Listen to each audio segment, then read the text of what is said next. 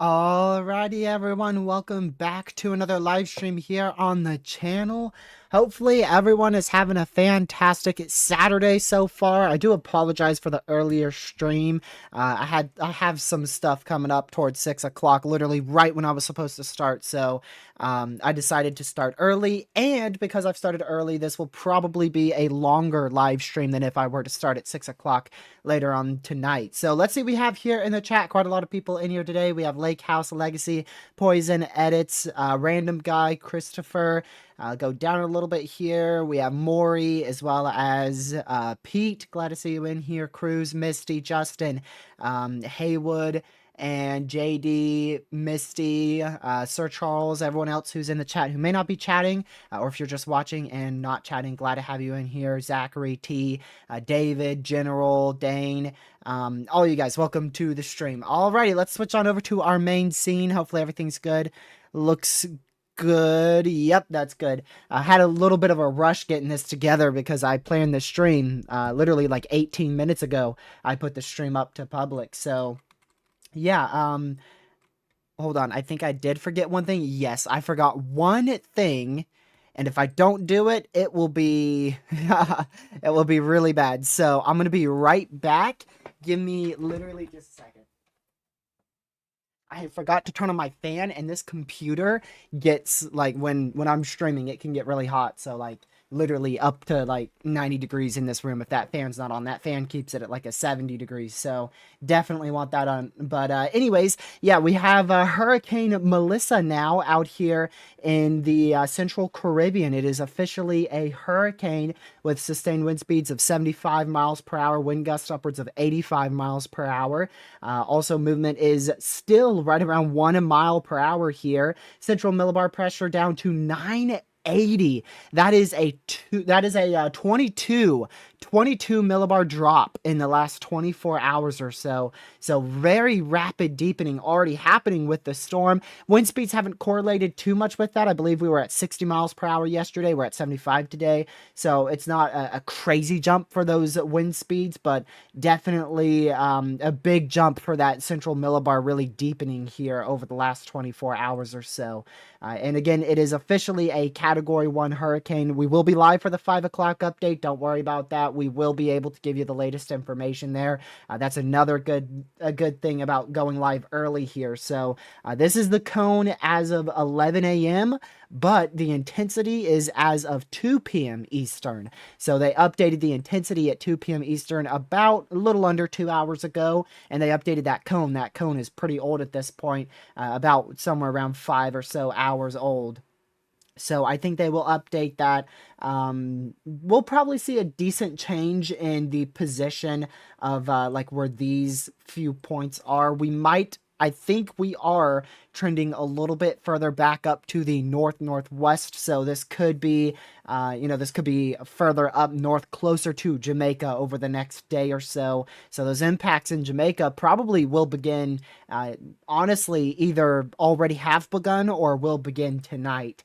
As we go into the overnight hours. So definitely a very dangerous situation for Jamaica. I know most of the airports in Jamaica are closed in about 4 hours. They have about 4 hours as your last chance to evacuate, and I'd imagine it's pretty crowded in those airports, so there's only probably a limited amount of people who are even going to be able to evacuate now because of how, if you're not paying attention to the media, how late that warning is. That hurricane warning came out here, I think it was last night, if I'm not mistaken. They issued that hurricane warning last night at 11 p.m. Eastern time. And so that's only like not even a 24-hour window for people to evacuate. So hopefully people were already evacuating before that hurricane warning got issued like we were recommending. And if not, then like I said, there's probably only a select few people, first come, first served, who are going to be able to get out of Jamaica over the next 4 hours, as again, airports will likely be closed about 8 p.m. Eastern time. So let's take off this cone here because I do want to just show you Melissa as a whole. The structure has drastically improved, ridiculously improved ever since yesterday's video here. So I want to go over to the cone and I want to take that cone off so we can get a closer look at Melissa here. So if we go all the way back, I want to go back to 2 o'clock today. This was pretty crazy to see on satellite imagery. We had very, very cold cloud tops, almost as cold as you could get cloud tops here, firing just northeast of the center. And if we go ahead and pull this forward, that is what sparked this rapid intensification really to get going now. It's really starting to get going. 2 o'clock is when it became a hurricane. And ever since that huge blob of convection fired, now the system is just really starting to go at it. So your low pressure is generally probably somewhere right about in here. With the where the central low pressure is. We have very strong cold convection going on the north side and the south side. So hot towers are wrapping around the center. That is a very, very bad thing. That means that rapid intensification has already begun. It likely begun, like I said, probably 2 p.m. or even before 2 p.m. Eastern. So this is rapidly intensifying. The recon went in there and they confirmed a fully closed eye wall earlier today. We also have radar in Jamaica that can confirm it is a fully closed eye wall. So we have a fully symmetrical closed eye wall from the lower level up to the upper level. So it is definitely a symmetrical, rapidly intensifying system now. I do not expect to see an eye for a while. I wouldn't even be surprised if we don't see an eye until sometime tomorrow night. This a rapid intensification phase here, specifically a setup like what we have with this and just everything that's occurred on satellite over the last 24 hours, I think it might be a little bit longer before we end up seeing an eye wall, or rather an eye on satellite imagery here. But definitely a rapidly intensifying storm. So very impressed with how Melissa looks like right now. And again, we are still on track here, turning on that cone of uncertainty. We are still on track to see a Category 4 hurricane. I don't know if I have mentioned this yet to you guys. I don't think this was out when I did my video yesterday. 155 mile per hour winds sustained now forecasted from the National Hurricane Center. If you don't know, that is only 1 mile per hour shy of a Category 5. So you're not going to, if you're on Jamaica, you're not going to be able to feel the difference between a 155 and a 156 mile an hour wind gust, okay? So we're looking at practically a Category 5 hurricane if this does come to fruition. Now, if it actually does get 155 miles per hour, that's a high-end Category 4. But either way, easily 155, 160. The point is you're not going to notice when you're being impacted the difference between a 5 mile an hour gap right there. So if it helps urge you to get out of Jamaica, calling this a Category 5, potentially a Category 5 system, that's okay, because it's pretty much going to be a Category 5 hurricane by the time it gets to Jamaica, at least from what we are seeing right now. Now, I do want to go over a potentially better scenario here that I've noticed on model runs. Let's see. I want to go over to the H-Wharf model here, because that is one of the models that shows a bit of a better scenario. Let me go over here real quick. All right, so pull this back. The main thing I'm going to be looking for here over the next couple hours is its exact trajectory. So it's about almost 20Z at this point. And the H-Wharf thinks that this is going to be moving almost directly to Jamaica now. So this is like the almost, if not possibly, the best case scenario. Unfortunately, that sounds horrible, I know. But this would be probably Category 3 intensity at landfall here, maybe low in Category 4 intensity on this particular model run, and it would speed up and get out of Jamaica a little bit quicker than other model runs. But I have some bad news. It's likely not going to happen. Why? Because the H-Wharf is initiating this system at about a 963 millibar, and if you just look down there, just past on the far bottom thing, that pink scroll, Melissa is 980, so I think this is an outlier. I hate to say it, because like I said, even though it does sound terrible, I think this is a better case scenario for Jamaica, where the system would be weaker and then move out quicker. It looks less likely, and I doubt that's actually what's going to happen. I think something like the HAFSB model run is probably our most realistic scenario right now. So it initiates the system at 982. So that's very, very close to what Melissa's intensity is right now. Very close to a 982 millibar hurricane. And you could see it intensifies it overnight, rapidly intensifies it into tomorrow morning, gets down to Category 3 intensity here, probably Sunday morning, Sunday afternoon.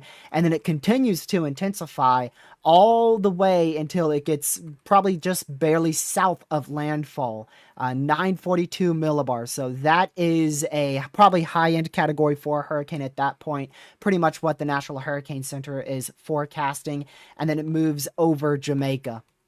So a very, very devastating hit there for Jamaica if this does come to fruition, which unfortunately seems to be the most likely case scenario. So two least likely case scenarios here. One is a direct northwest trajectory from here on out, resulting in probably a Category 3 landfall for Jamaica sometime tomorrow night, maybe Monday morning.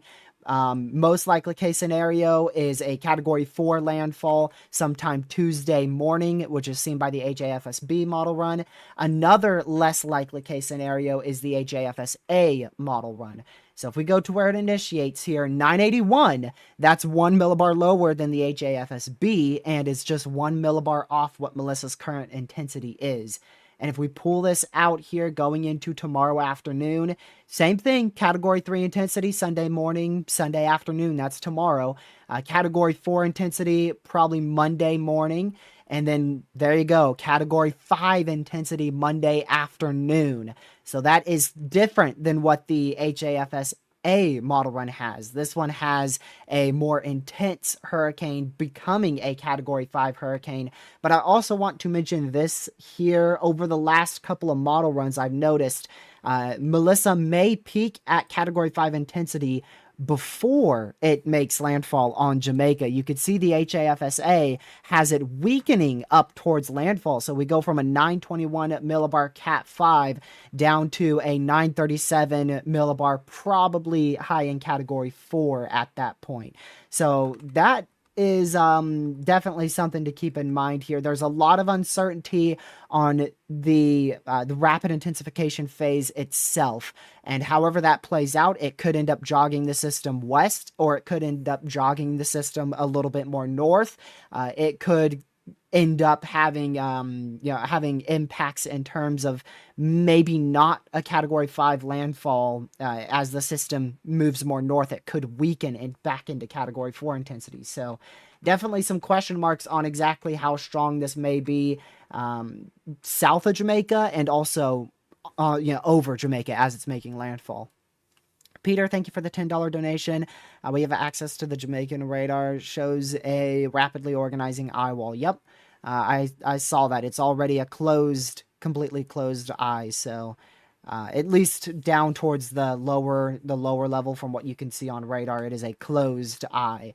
Now it's going to be a while, like I said, maybe tomorrow afternoon before we actually see that eye poke up into all the way through all the levels to where we could see it on satellite imagery. If we go to the HAFSA model run and just use simulated satellite, which is not really the best idea, to be honest with you, you could see that doesn't have an eye really poking out until tomorrow afternoon at about 2 p.m. So that's when your eye becomes fully visible, about 2 p.m. tomorrow. And then it does kind of close it and reopen it every now and then. And also, the eye size matters a lot. If this eye wall is large, maybe the H-Wharf has that. If the eye in the eye wall is large, which I think the H-Wharf has a bias on that, honestly. From what I've seen, the H-Wharf goes kind of crazy with the eyes. The eye size matters a lot, a bunch. Because the larger that eye will be, it will likely limit the intensification process. If we have a pinhole eye, it will probably end up becoming a Category 5 hurricane. But if we have an eye that's a little bit larger, like what you see here, that might promote closer to, it might not be able to get over that Category 5 intensity. It's a lot more common to see a Category 5 hurricane with a pinhole or a smaller eye compared to a larger eye, like, for instance, what you see here from the H-Wharf. And if we go to the HAFSB model, I bet that has a very tiny eye. Yeah, look at that eye. Look at that. So if that actually does happen, let me zoom in for you there. If we do see like that small of an eye, which is this a different model one? Because the last one had a smaller eye. Yeah, there you go. Yeah, if the eye is that small, that's definitely going to be promoting a more high ceiling for intensification south of Jamaica. So, yeah, there's kind of like an equal. If there's too big of an eye, then that could promote the system not to strengthen as much. And if there's too small of an eye, that could create it to be too wobbly and unstable. So we'll have to see exactly what the eye looks like. A bigger eye, both eyes are bad. A bigger eye means a larger eye wall, so that results in a larger area seeing hurricane force winds, but the intensity may not get to Category 5 in that case. A lower, smaller eye could mean quicker intensification, but a smaller compact system, so maybe not as large of hurricane force wind speeds. So we'll kind of have to just see. Maybe we end up with a medium-size eye, right? You never know. Not necessarily, a larger eye isn't completely like ridiculously worse than a smaller eye. They both have their benefits to the system, and they both have their weaknesses towards the system. So, like I said, a larger eye could promote less rapid intensification from there on out, whereas a smaller eye would be more compact, so maybe not as widespread for damaging winds, but it would promote quicker intensification. So eyes like what you saw with Milton last year, other hurricanes like Wilma, those are smaller pinhole eyes. And then your larger eyes are hurricanes like Ian that hit Florida, which Ian barely got to Category 5 intensity before it weakened to Category 4, making landfall on Florida. I think that was over 3 years ago at this point, which is crazy to think about. Also talking about towards the future here, I'm going to go back to the HAFSA model because I think that is the more likely, actually, is it? Maybe it's this one. Yeah, the HAFSB, I think, is the more likely case scenario here. I also want to talk about southeastern Cuba. Southeastern Cuba will likely see very significant, potentially catastrophic impacts as well, but Jamaica will definitely get the worst out of Melissa here. So southeastern Cuba is going to be getting probably, we're looking at about a major hurricane. That's what I'm thinking, somewhere around Category 3 intensity. It may be high in Cat 3, maybe mid-tier Cat 3, it may barely be Cat 3. Just somewhere around Category 3 intensity landfall going into Tuesday night, maybe early Wednesday for southeastern Cuba. And then as we go out further, I do think we'll be looking at a probably Category 2 landfall somewhere in the southeastern Bahamas. Now, this HAFSB model run does not have landfall anywhere. Remember, landfall is where the central portion of the eye, the actual low pressure itself, makes landfall, not the eye wall or the hurricane force wind speeds. It's got to be that low pressure that makes landfall. That is an official landfall. So this particular model run, it puts it just northwest of the Turks and Caicos and just barely southeast and kind of in between the Bahama Islands there, southeastern Bahamas. So either way, the Bahamas would end up with hurricane force wind speeds out of that. So just keep an eye on that in the southeastern Bahamas. We're either looking at a Category 2 hurricane impacting you guys directly or possibly going in between some of the Bahamas there. But we have the potential for actually four landfalls here from Melissa, upwards of four landfalls. We could see we're going to see a landfall in Jamaica. We're going to see a landfall in Cuba. And then we could see another landfall in the southeastern Bahamas and or the Turks and Caicos. And then after that, we have the potential for a landfall in Bermuda or possibly back up towards Atlantic Canada or the northeastern U.S. Just depends on, where the system goes from there. But that's over a week out. I'm not going to talk about Bermuda. Wrong B. Bermuda. I won't talk about Bermuda in the Northeast too much because that's far. But if you are in Bermuda, make sure you're watching this system closely because it's likely going to head up that way. So let's go back over to here again. So again, Melissa is rapidly intensifying now, currently a Category 1 hurricane with sustained wind speeds of 75 miles per hour, maximum wind gust already at 85 miles per hour. Movement is still off to the west-northwest, and right now, it's very hard to say exactly where Melissa is going to be moving. It's going to wobble around for the next couple hours here as it starts to rapidly intensify, and then once it really gets a good eye in most levels, that's when it's going to kind of stable out more. The best way to tell where this is moving is probably from the Jamaica radar site. So I'm going to go pull that up and get a loop of it really quick. I don't expect this to turn into a severe weather coverage, no, Sam. Yeah, so the Jamaica radar site, from about 8 a.m. to 1 p.m., it was moving northwest. And over the last about 3 hours, it has shifted towards more of a west to southwest trajectory. So we're going to see that where it kind of changes, it changes trajectory just slightly over the next couple hours as it's really trying to get that eye fully cleared out in most levels there. But either way, it's going to keep intensifying, right? Just we're not going to know exactly which way this thing's moving until that eye really becomes stable. We saw that a lot, and also the smaller the eye, the more wobbles we could see. That's what we saw with Aaron earlier this year. Aaron was wobbling all over the place. If you guys were there for coverage on Aaron, that cone shifted so much because all of the wobbles Aaron was having there. So we'll probably see a similar situation where, I just called this Aaron, where Melissa is going to kind of be shifting like this until it finally gets a good eye going. But it shouldn't change anything drastically. I don't expect a huge shift in the forecast whatsoever. Just little wobbles here and there. That's it. It's not going to be enough to where where Melissa's going to head directly over Jamaica in 24 hours or shift out towards going towards Haiti anytime soon.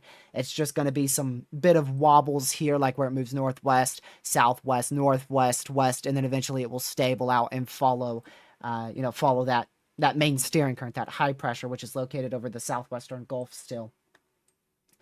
So, I'll remove this cone again just to loop it. But another thing I do want to stress here too is the slow movement. This system is not going to be moving at 5 miles per hour, 10 miles per hour, 15 miles per hour. We're looking at a movement of probably 1 to 4 miles per hour for the next at least 24 hours. And then once the high pressure really starts to get a hold of things, become stronger, and starts to help it take that more northern turn, or the trough currently over the south central U.S. moves to the northeastern U.S., that trough's going to help increase the trajectory. And then, yes, this could start moving at probably 15 miles per hour as it, leaves Jamaica and heads towards Cuba. So it will be speeding up, but for the short term here, I just click severe weather. For the short term, it is going to be moving very, very, very slow. The next 3 days, right now, Saturday, all the way till Monday, that's all the system's going to move. So it's going to move only about, let's see, generally about 100 miles in 3 days. 3 days, it's going to move about 100 miles.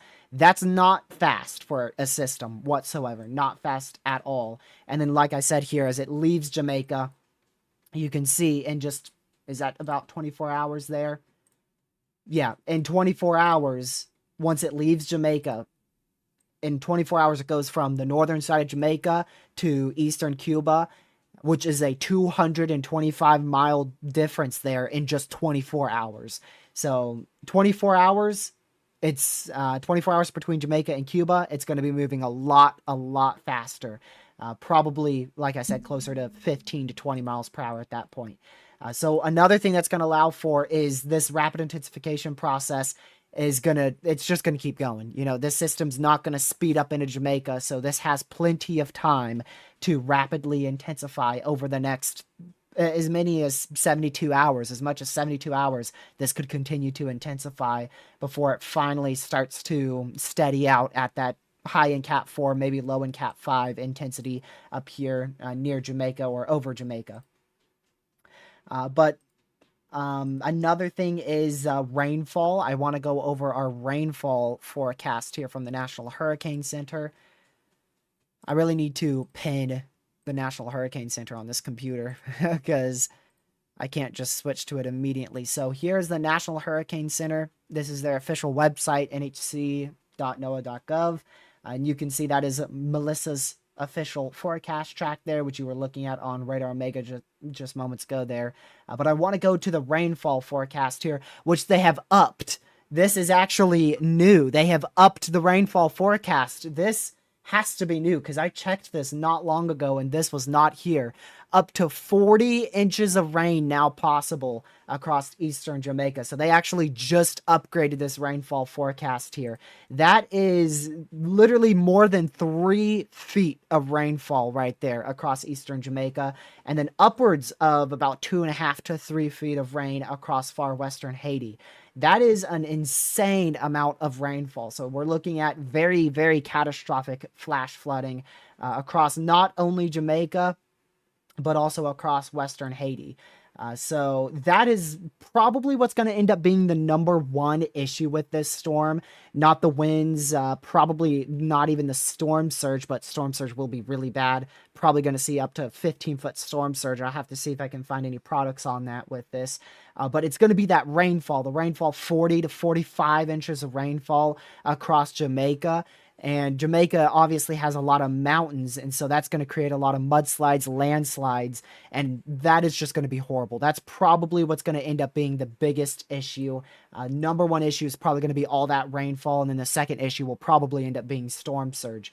Just remembered, something that has also changed over the last couple of hours here is the exact track of the National Hurricane Center. If y'all don't know, the capital of Jamaica is Kingston, and we have shifted from a western landfall to probably a landfall very close to Kingston. And Kingston is home to, I'm pretty sure over like 1.1 million people live in Kingston. Let me show you this on radar. This is on Radar Omega. Look at all those homes. That is all houses there in Kingston. Very, very populated city, and it is the capital of Jamaica. So we trended from a less populated area, still very populated across western Jamaica, but the east and southeastern portion of Jamaica is the most populated area right on in here. The capital of Jamaica, again, is just right there, Kingston. So that is another really bad thing because pretty much any way of transport is probably going to be completely impossible. I would say starting maybe maybe as soon as tonight, it's going to be very difficult to be able to take a car or even just walk out here. Especially airports, like I said, are going to be closed down here in about 4 hours across this area. So if you haven't already and you still have the means to, try to evacuate. Try your best to evacuate. If you cannot evacuate, you need to make sure that hurricane preparedness plan is already in action and preferably finished. It should be rushed to completion. If you are across the south, anywhere across Jamaica, actually, the entire island of Jamaica is under a hurricane warning. So, anywhere across Jamaica, if you are able to leave, and if you're not able to leave, start preparations immediately. Hopefully, you've already begun those preparations. And I mean, Jamaica. I imagine a lot of Jamaica is going to be out of power for a couple days here. I mean, Melissa again is expected to be a very, very intense Category 4, possibly even a Category 5 hurricane, going into Monday and Tuesday.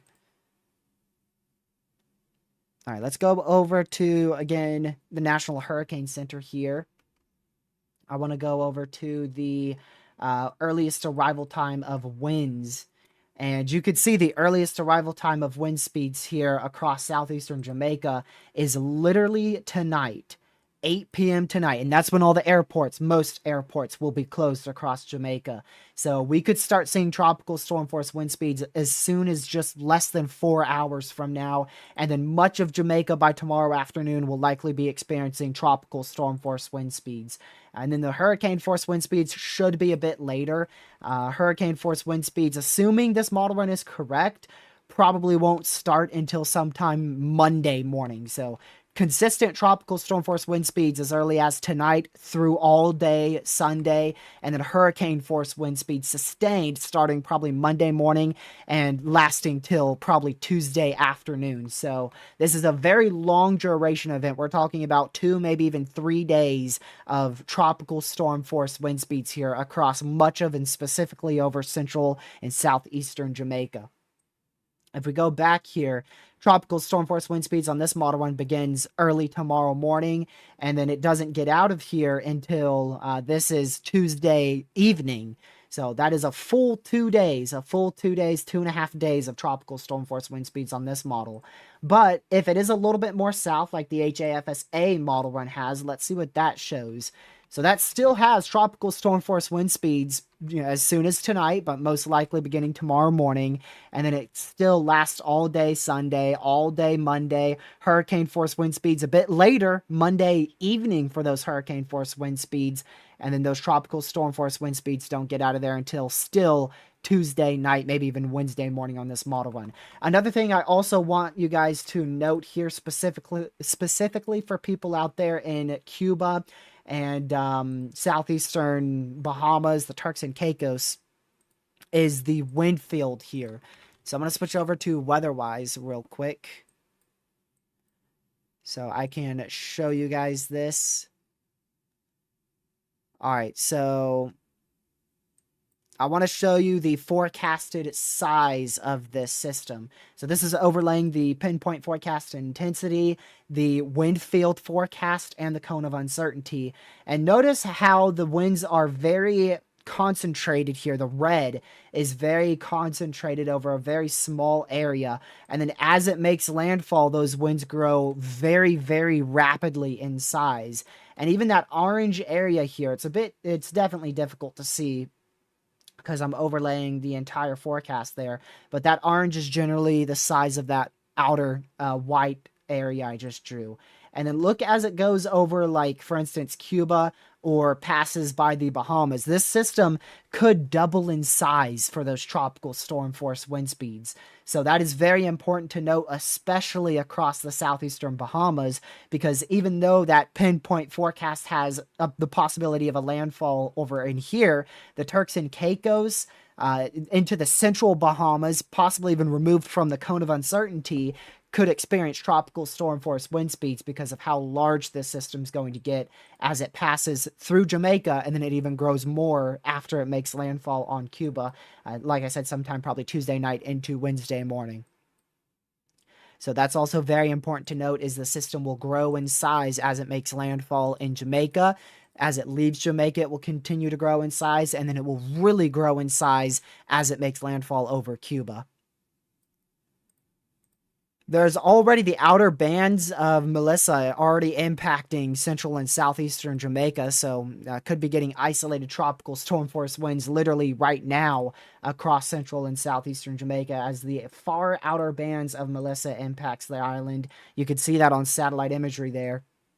That more intense band of cooler cloud tops, and look at that. That is a huge explosive hot tower there that is exploded on the southeast quadrant of Melissa. So still very much rapidly intensifying, and that rapid intensification will continue for the next 48 to 72 hours. Really, really cold cloud tops there. And by the way, this is very common for a rapidly intensifying storm. This right in here, this is really, really common. Now, if it does get into the eye wall, okay, not as common. But typically this kind of like, it looks like sheer and dry air. I've actually seen this very frequently with a rapidly intensifying storm.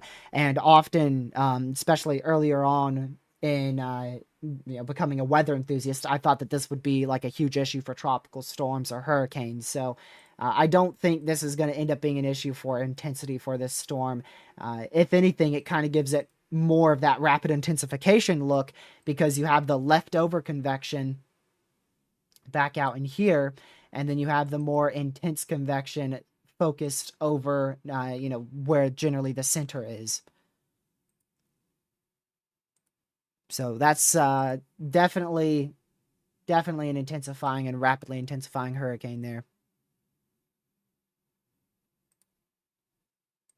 Let me see. I think this will be a major hurricane at 11 p.m. I don't think this will be a major hurricane at 11 p.m. tonight. It probably won't even be Category 2 at that point. We'll see, because Recon is going into this storm. So we'll have to see what Recon finds. We go back over to, let's see, recon imagery. Recon. I don't know where they're taking off from. We can check on here. Let's see where they're taking off from. Well, I don't even see it. Oh, okay, Central Florida. So yeah, it's going to be a hot minute before they get there. They won't be into the center for probably another hour and a half, maybe even a little longer than that. Probably about an hour and a half before they can get to the center of Melissa. So we won't have that for the 5 o'clock update, which, by the way, should be in about the next 30 minutes or so. Typically, the NHC advisory is set for 5 p.m. Eastern, but most of the time it is between 4:30 and 5. A lot of the times they are earlier with their advisories. And this will be a full package advisory. This will be a full package advisory, which means we'll be able to get, we'll get a new cone, we'll get all the new products and everything. We'll get everything new. So the last update the NHC did for intensity was at 2 p.m. Eastern, which that's when satellite looked like this. So definitely much of the stronger convection was lopsided on the northeastern side of Melissa at that point. It was just starting that really quick rapid intensification, and now that is completely gone around the entire center of Melissa. So you could see southeasterly winds right in here. You can see those southeasterly winds right in there. Northeasterly winds right up in here. And then southwesterlies in here. So definitely the center is under all of those coolest cloud tops somewhere in here. The center is definitely a little bit more north than the NHC forecast. So I'd anticipate they're going to just change that slightly. Probably not a big change. They'll just change it to like that. Instead of it being down here, they'll just change it a little bit, shift it a bit more north. I know storm surge forecast. My guess is because it's not hitting the U.S. I don't think the National Hurricane Center forecasts storm surge outside of the U.S. I haven't seen it. I haven't seen it for like the for hurricanes that make landfall in Mexico or out here in the Caribbean. I think that is strictly U.S. But I'd have to imagine storm surge is probably going to be near 15 feet up here in Jamaica. Now, it's hard to say exactly, but somewhere around the realms of probably 10 to like 15-foot storm surge is going to be possible out in Kingston. Storm surge is always the worst, so assuming the NHC is dead right on and it makes landfall right there, storm surge will be the worst right in this portion of Jamaica. Right on the very coastal area. It's a couple miles west of where landfall is, all the way through well east of where landfall is. Obviously, because here on the northern hemisphere, your low pressures rotate like this. So as the system, as the hurricane or tropical storm, in this case, definitely a hurricane, makes landfall, all that water is going to be getting pushed up like this as the center gets closer and closer to land.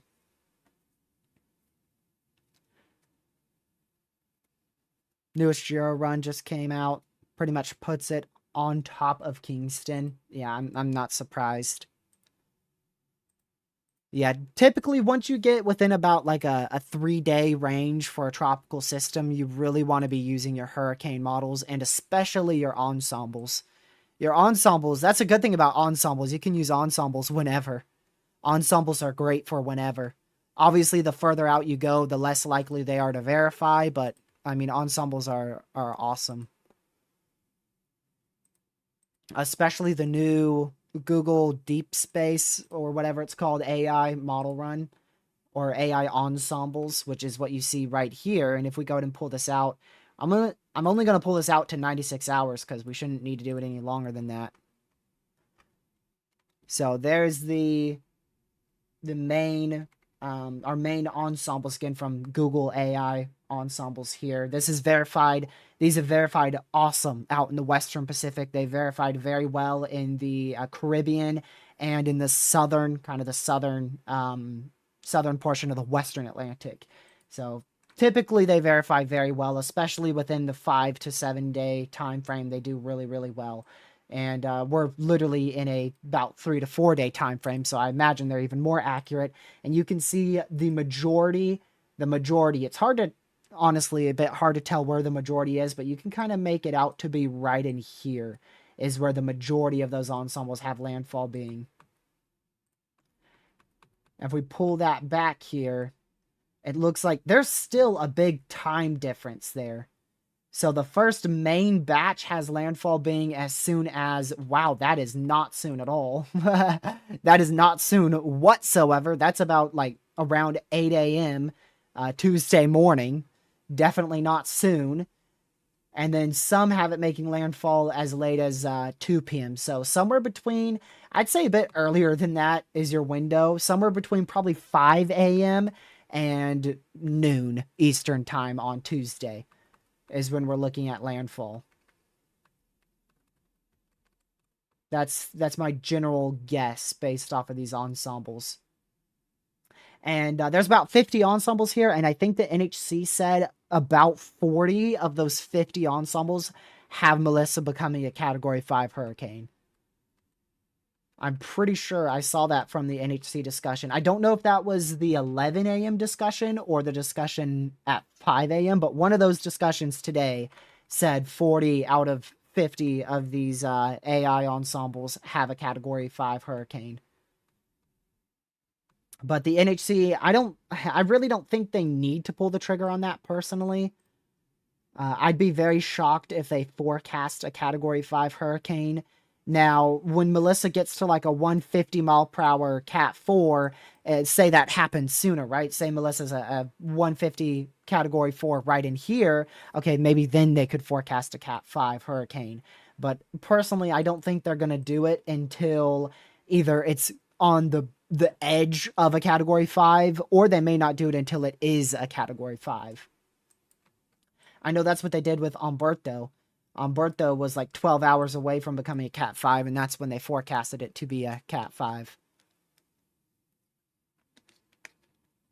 there's definitely some better scenarios for Jamaica, but there's no good or great scenarios for Jamaica. Either way, Jamaica is going to see catastrophic impacts. It's really unavoidable, unfortunately. I don't see a way how Jamaica doesn't get catastrophic impacts. Now, I do know Jamaica has an infrastructure built for hurricanes and tropical storms. I don't know exactly where that is in Jamaica, like if the southeast side, like what sides are more prone to hurricanes, but I know, they live in the Caribbean. Island's dead smack center of the Caribbean. They've been hit by multiple hurricanes and tropical storms. But I want to be clear with this. Jamaica has never in history experienced a direct hit from a 150 plus mile per hour Cat 4. So if we indeed do see a 150 mile per hour Cat 4 landfall or a 135 mile per hour Cat 4, I'm confident that is, I'm pretty sure, the strongest hurricane to ever hit Jamaica. I think it might be 100. I feel like it was either 125 Cat 3 or 130 mile per hour Cat 4. Hit Jamaica like forever ago. I think it was either decades or possibly even centuries ago. I forgot, but I don't believe Jamaica has ever been hit by anything stronger than a 130 mile per hour Cat 4. I think that is the strongest. You guys are saying 120 Cat 3 was the strongest. So maybe not even a category 4. Let me see.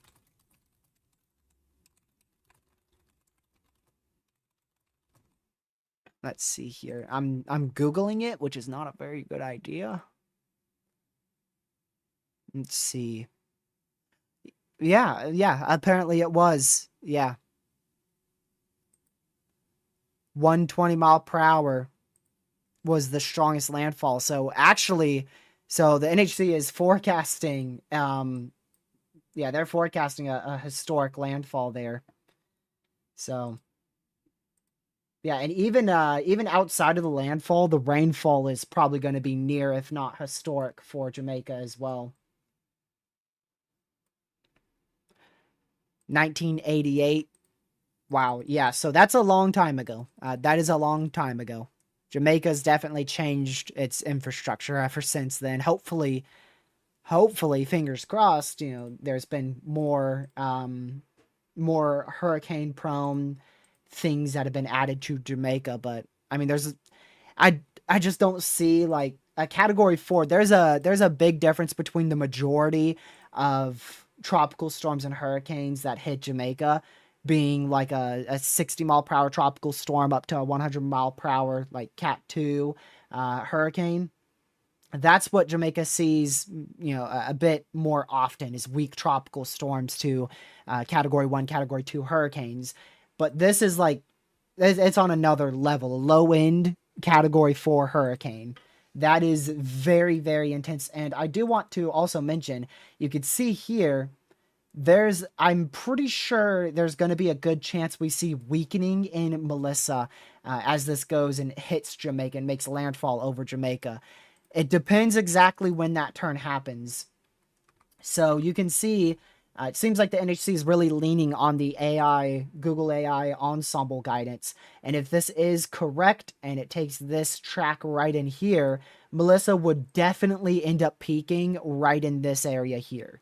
This is when it would peak, not at landfall. It would not peak at landfall. Matter of fact, it would probably be on a weakening trend once that turn begins. That turn should help speed it up, and it should help disrupt it a little bit more. So say it hits 160 mile per hour Cat 5, just before that turn right in here, you're probably going to be closer to a 130 mile per hour Cat 4 landfall. So I do think some weakening on approach and hitting Jamaica is likely at this point. I'm pretty confident there will be some weakening. Definitely not rapid enough to like completely get rid of that category 4 landfall, but it should weaken a decent amount. You can see the HAFS-A model run has this peaking at 921 millibar south of Jamaica, and then it does weaken to about 9:37, right around there, before making landfall in Jamaica. So a little bit of weakening for sure is a possibility. A little bit of weakening on approach to Jamaica. But still, that's a very catastrophic hurricane. That is still a very catastrophic hurricane. Whether it be a low in Cat 4 or even a high in Cat 3, it's going to be catastrophic still. Because one of the biggest things with this system is probably, if not the biggest concern, is the rainfall. And I mean, even if this system doesn't ever get past like a mid-tier or low-tier Cat 4 and it never gets to a high-end Cat 4 or Category 5, that rainfall forecast probably won't change much. I mean, really, even if it is a very low-end Cat 4 and it never even gets past that intensification at all, we're still looking at, as you can see here, up to 40 inches of rain in eastern Jamaica. Up to 40 inches of rain. This pink you see here, that's about 30 inches of rainfall. That's about 30 inches of rainfall in that pink. And that goes almost into central Jamaica and also includes western Haiti. So, central, eastern Jamaica likely going to see a very high amount of rainfall, as well as western Haiti. I'm not sure what the record for rainfall is in eastern Jamaica. I'm sure it's quite high, but 40 inches of rainfall has to be pretty close to that record, because that's a lot of rain. That's between 3 to 4 feet of rainfall. Let's see if the European model run 18Z is in here. Okay, I don't see the 18Z yet on this end. I'll talk about rotation in Louisiana. Let's see. Yeah, just very broad. I'm not going to be doing much coverage for that stuff. Today's risk is very conditional. I would be watching central and eastern Louisiana overnight tonight, and as well as southeastern Texas, southwest of the Houston metro, going into this evening and into the early overnight hours.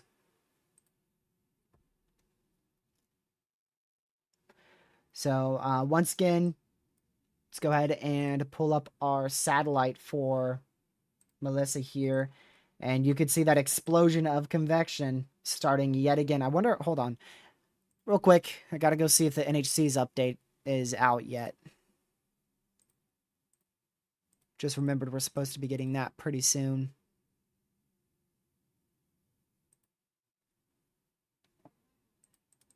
Let's see. Okay, no NHC update yet, but that will be within the next about 20 minutes or so. But yeah, I'm definitely gonna be glued to satellite imagery for the next 3 days. That's where most of my attention will be going. I'll definitely be glued on satellite imagery. But yeah, this is a very classic look to a rapidly intensifying hurricane. Again, you may think this is dry air and that's going to cause a big issue, but that's very common in rapidly intensifying hurricanes. It kind of acts like a cutoff. It kind of cuts off the main core of the hurricane with the leftover convection from when it was, a little bit weaker. And this convection eventually dies off, and then this becomes your main core over here. So very, very often, we see this very, very often, especially in the Western Pacific. I see it really often in the Western Pacific. There is microwave imagery, but I don't know if I can get you a semi-recent scan of it. Yeah, like for me, it says the last scan. I mean, that's like 6 hours ago. This was like 6 hours ago here. This is provided by Cyclonic WX. And 6 hours ago, mind you. I want to just say that one more time. 6 hours ago, an eye was already very much visible on microwave imagery right there. So imagine how that looks now. 6 hours ago, which really was that should have been when it was first getting its eye together. Because that rapid intensification likely didn't start until maybe either 11 a.m. this morning or 2 p.m. this afternoon, Eastern time. Did you see the wording from the National Hurricane Center? Depends exactly which one, like what wording you're talking about. I know their wording is very aggressive, and that's very much warranted.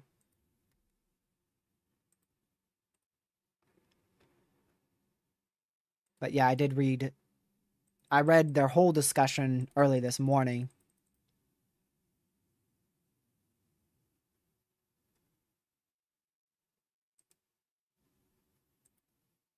Let's see. I think the storm is already in the 970s. I agree. Yeah, I agree. It's what, 2 o'clock. They had it at 980. I completely agree. It may be as low as like the low 970s at this point, honestly.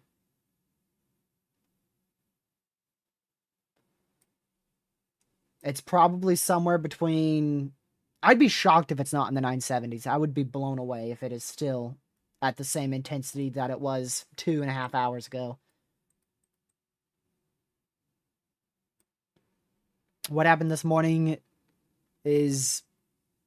Oh, what happened since this morning is the storm a hurricane. Yes, Melissa's officially a hurricane. And it's had a lot more hot towers around the center. Even from this afternoon, like the structure as a whole from this afternoon, this was just literally 2 hours ago. 2 hours ago, it looked like this, which you could see a very much lopsided northern convection there. And then what it looks like now. Even from just 2 hours ago, it looks a lot healthier.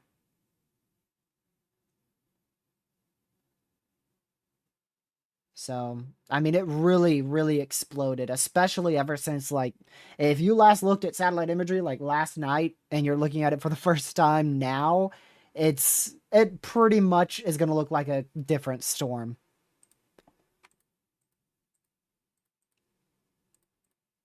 If not, it's going to look completely like a different storm. Let me see if I can loop it back to what it looked like yesterday. 300 frames.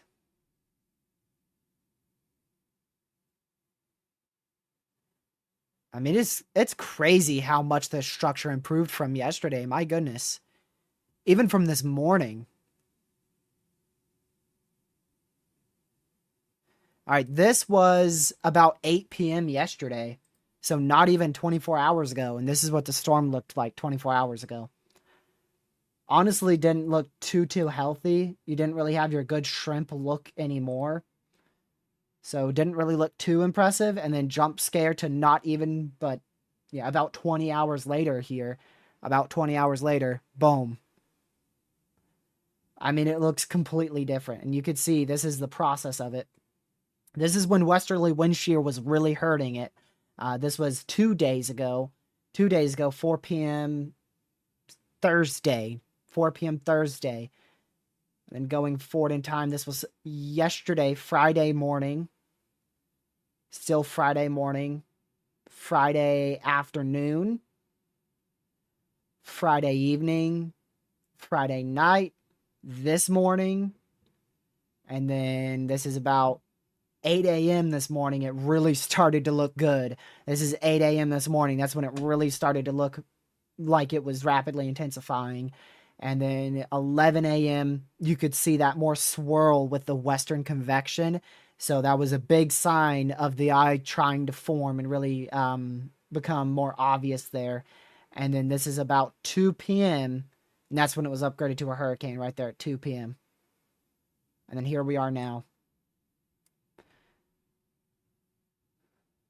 So really impressed with how that storm structure's evolved in the last 48 hours.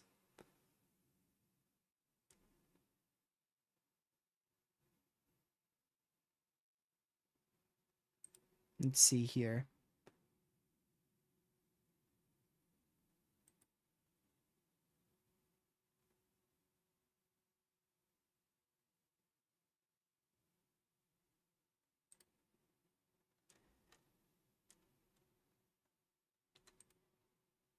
Sorry, I was reading a tweet.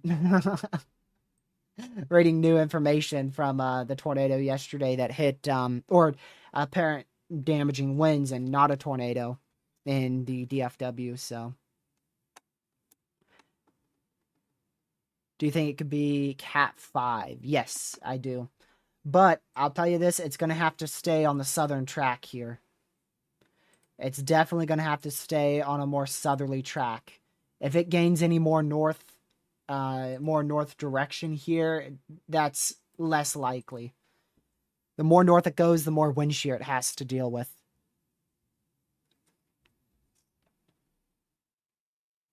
Which is also another reason why I do think it will be weakening on approach to Jamaica as that turn begins.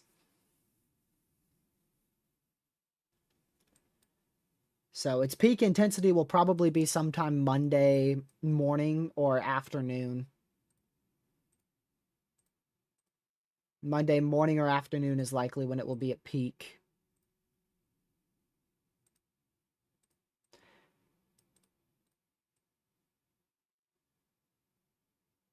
That is a crazy amount of convection right there. Look at that crazy hot tower that just exploded over the last hour. Quickly exploded there. That is wild. Does Weatherwise have recon? I don't think so. I don't believe Weatherwise does.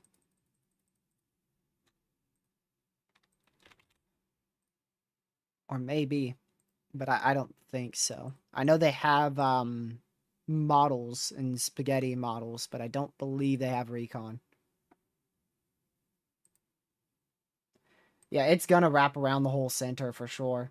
Now it won't stay that cool of cloud tops wrapping around the center, but it's going to wrap around the entire center. When will the eye most likely form? The eye is already formed, but you probably won't be able to see it on satellite until sometime tomorrow afternoon.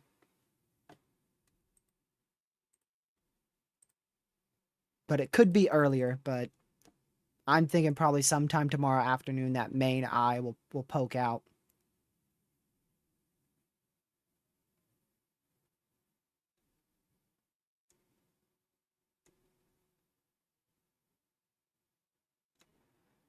Let's see here. Yeah, waiting for the new National Hurricane Center update. They're not, it's not supposed to be out till 5 p.m., but typically they do it early.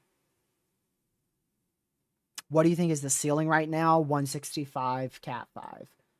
I think that's probably the absolute highest I'd go.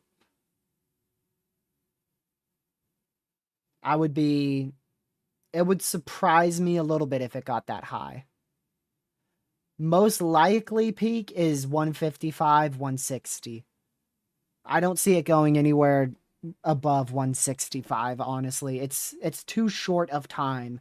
Going from a tropical storm at literally 11 a.m. this morning all the way up to a category 5 at 11 a.m.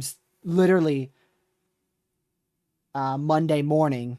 I mean, that's short. That's what, 48 hours?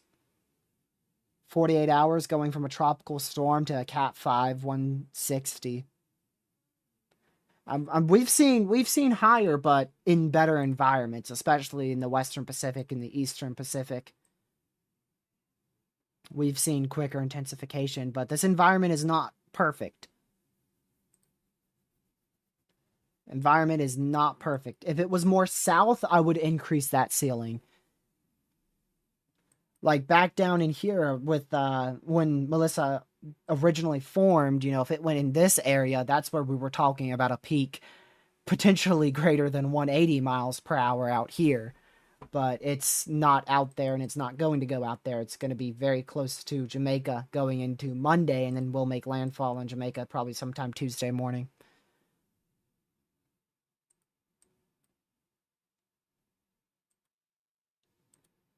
I mean, no model supports anything greater than 165. There may be a select few ensemble members that support 175, but no reasonable hurricane model run that I have seen or any a good batch of ensembles have supported anything higher than 160 to 165. Now watch that be like 165 is the new NHC update for peak intensity. That would be wild. Like this right here. Well, that's 150 knots. 150 knots. That is, I'm pretty sure that is 175, right? Yeah. So there is a model run that supports 175 being a possibility, but I mean, that would have to be the, I mean, that is the ultimate as high as it gets peak right there. A more reasonable peak is 165. The most likely peak is 160. At least from what I have seen. Now, there is a few models still. That's only one hurricane model, or other hurricane models like the H-Wharf, which I disregard, really. That shows a peak probably closer to 150, maybe even a little lower than that. And then the H-Mon has a peak probably not too off from 150. So those are two hurricane models that are substantially lower with intensity. And the main reason for that is probably honestly the eye size. If I had to guess, it's probably the eye size. Because like on the HAFSB, that eye gets very small. And especially on the HAFSA, that eye gets very small.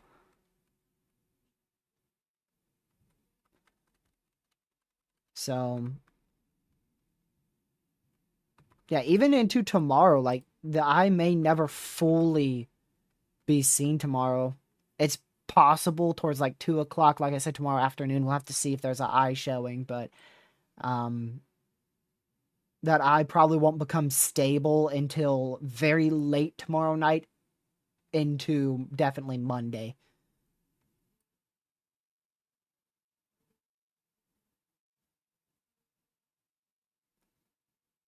Which models have been the best? I've always liked the HAFSB model. And still, I think it's a very reasonable scenario. Which this has peak at high-end Cat 4, borderline Category 5. That's 125 knots. Which if you do that conversion, 125 knots to MPH, that's probably on the lower side. That's 145.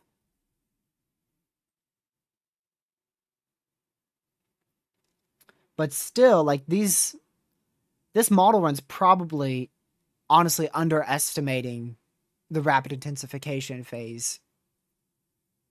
Yeah, like Rodney just said,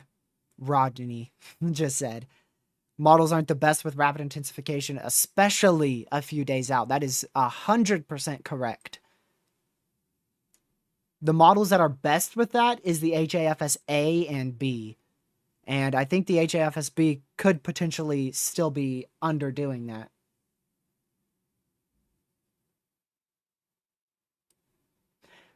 Now, there is a chance like we get some big disruption there and it keeps it from going Category 5. But honestly, with how the setup looks, I'd say a Cat 5 is more likely than a 150 mile per hour Cat 4. Which is why the NHC has gone dead in the middle.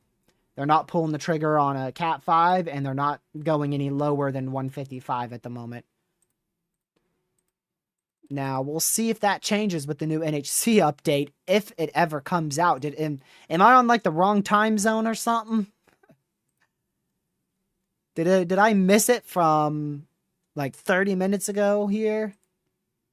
I actually did that one time. I did that one time. The update came out at like 4:25, 4:30 p.m. and I waited all the way till like 5:05 to go check their website. And it was out for like 30 to 40 minutes and I didn't even know. But not the case with this one.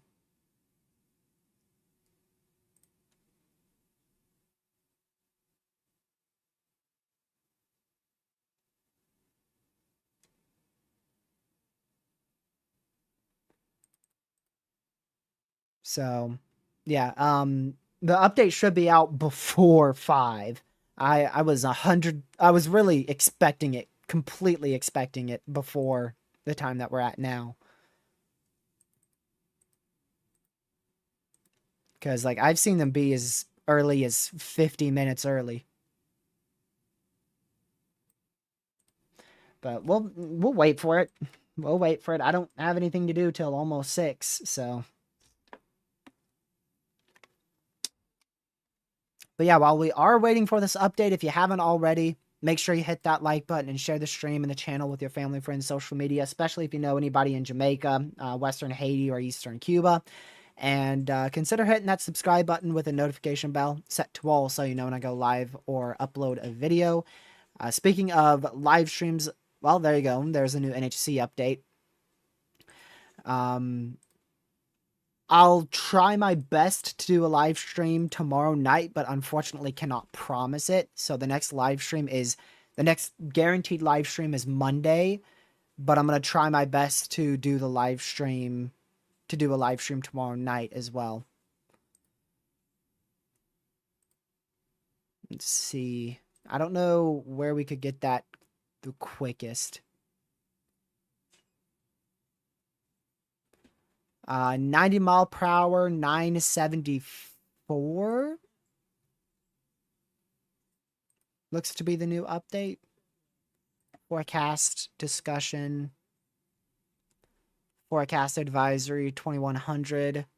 Oh, golly. They're now forecasting Cat 5. Well, there you go. They actually pulled the trigger. Well, I'll be. They are now forecasting Category 5.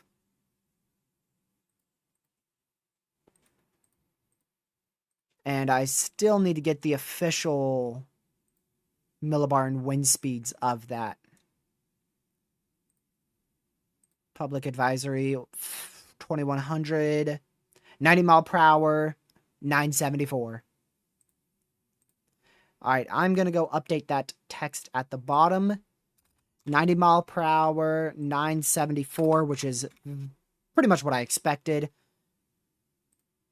Movement is west at 3 miles per hour. Due west at 3 miles per hour. West at 3 miles per hour, and it is expected to become a deadly Category 5 hurricane with sustained winds of 160 miles per hour. And background, do that. There you go.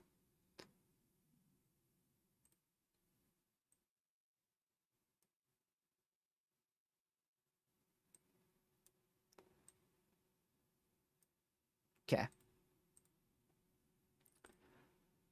So it's now expected to become a Category 5 hurricane. Category 5 hurricane in about 2 days. What is that exact pinpoint? National Hurricane Center. We'll have to wait for that cone to come out completely. Maximum winds of 160 miles per hour.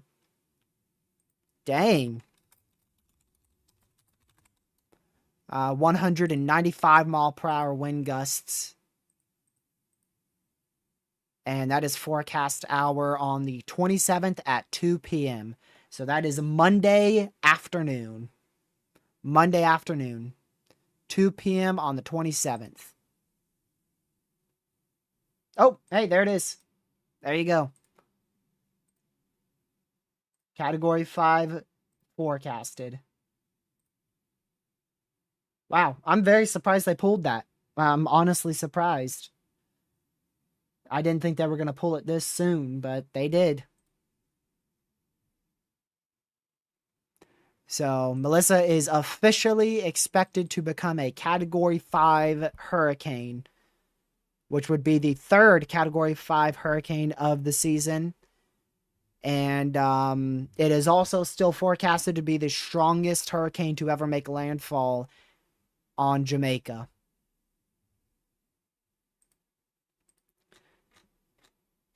Let's see. I'm waiting for. All right, let me go to the National Hurricane Center again, and we got their discussion now.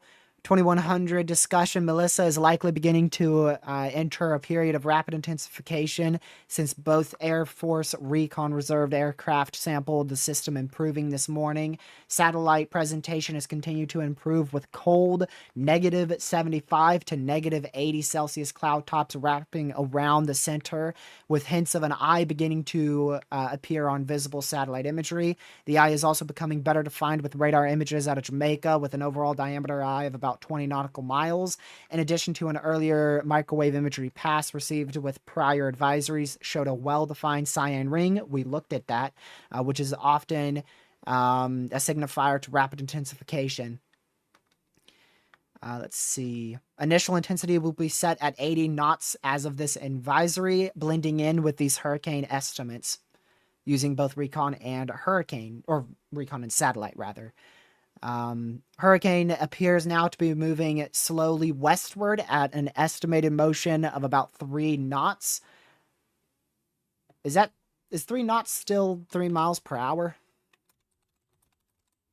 Yeah, okay, that's still 3 miles per hour. Just wanted to make sure on that.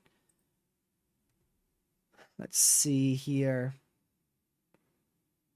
A narrow mid-level ridge has begun to build north of Melissa and should mainly steer the hurricane west over the next 24 to 48 hours to help with this storm's slow movement.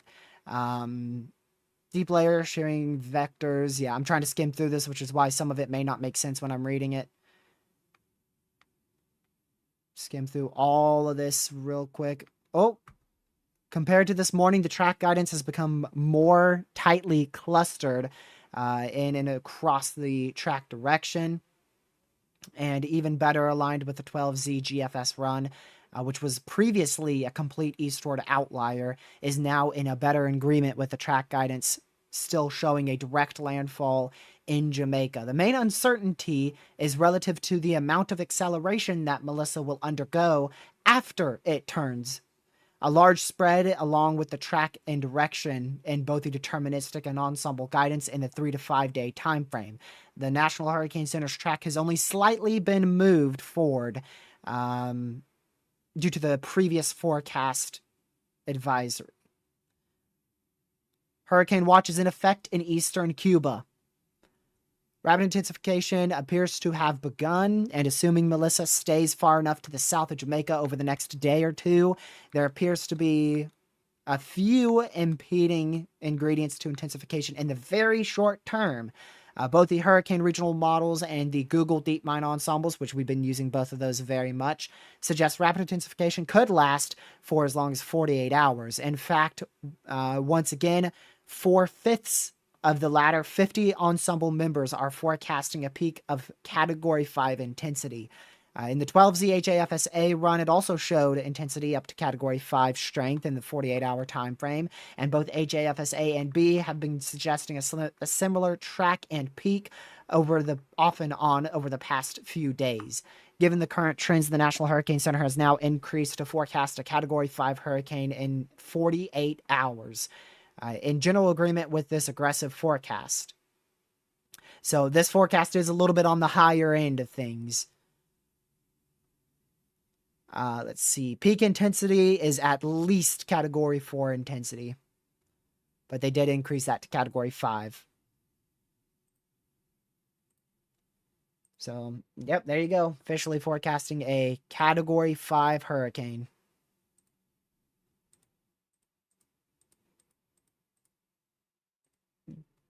Not surprised but I am surprised how soon. I'm surprised how soon they pulled the trigger. I thought if they were going to pull it, it would have been tomorrow night, not now. I didn't expect them to pull it this soon. Now I want to compare the previous cone to the new cone here. They've increased landfall wind speeds from 130 at the last advisory to 150. That's a big jump. That is a very big jump. The difference between a 130 Cat 4 and 150 Cat 4, that's a pretty big jump for one forecast advisory.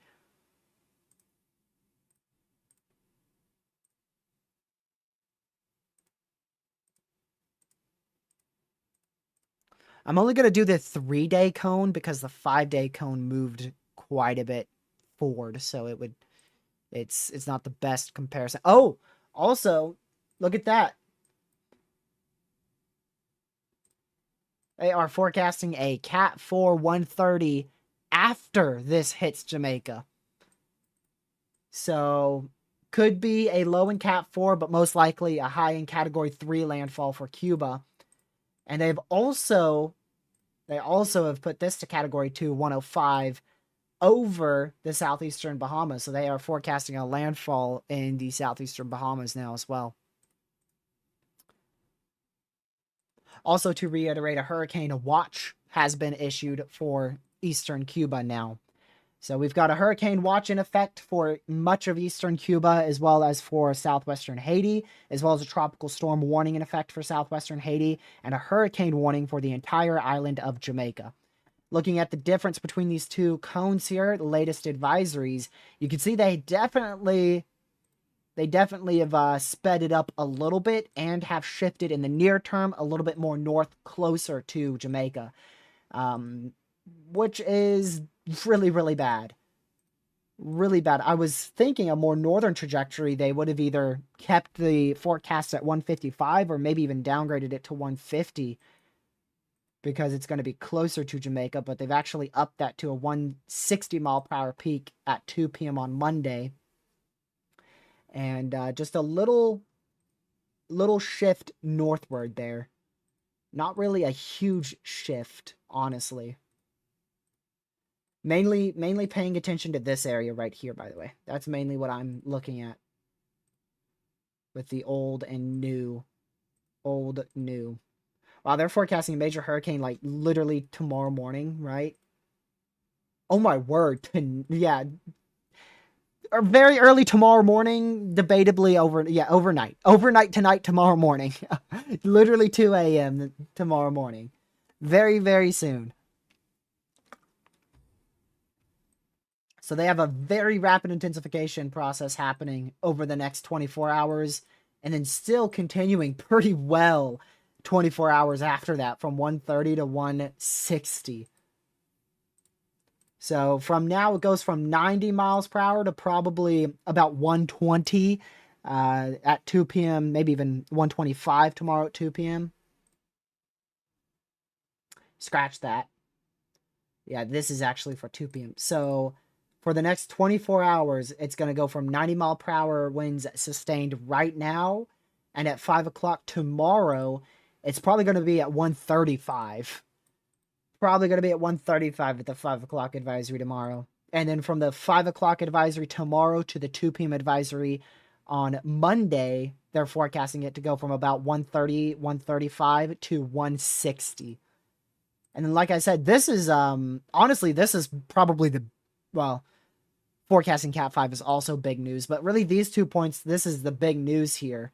Actually, quite a few things. Forecasting a Cat 3 literally in like 8 hours. Another big thing is officially forecasting a Cat 5.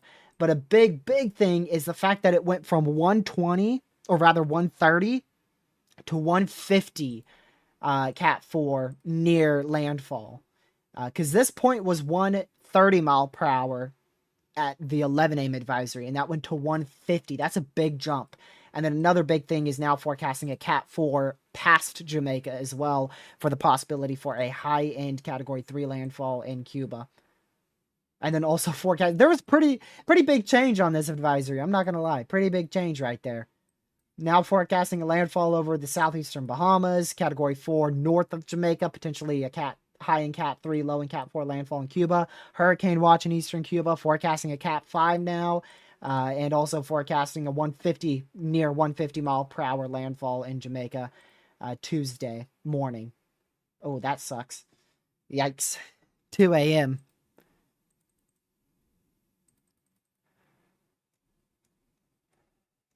2 a.m. If I'm not mistaken, if anybody doesn't know, Jamaica's the same time as we are here on the East Coast, right?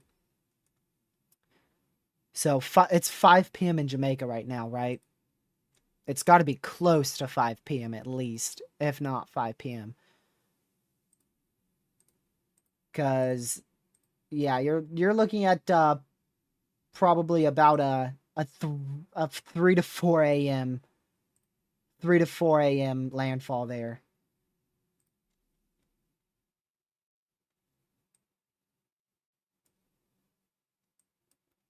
Wow.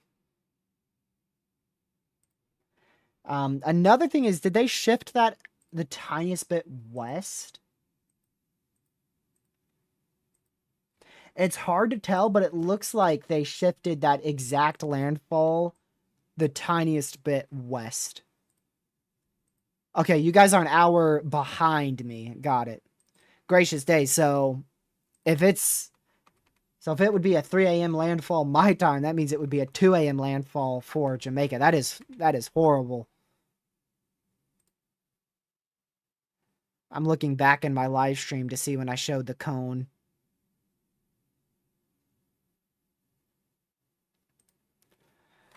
Yeah, it looks like they did shift it a little bit west. Not like a crazy shift west, just the tiniest bit more to the west-northwest. Possibly hinting at that turn being a little bit later.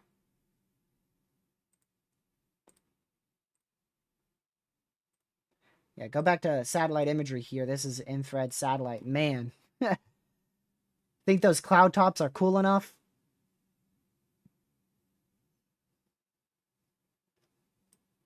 Gracious, I wonder how cold those are. Those gotta be like negative 80 Celsius, I'd say. If not stupidly close to it.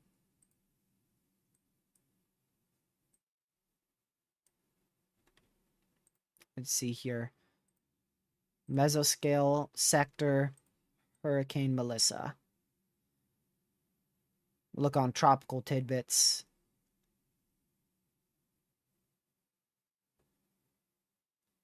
Yeah, those are probably about 75 Celsius right there. Yeah, not up to 80. Now, when they first fired, when they first fired here about an hour and 10 minutes ago, they were probably near negative 80. Now I think they're closer to negative 75 Celsius. Yes, it's going to wrap around 100%.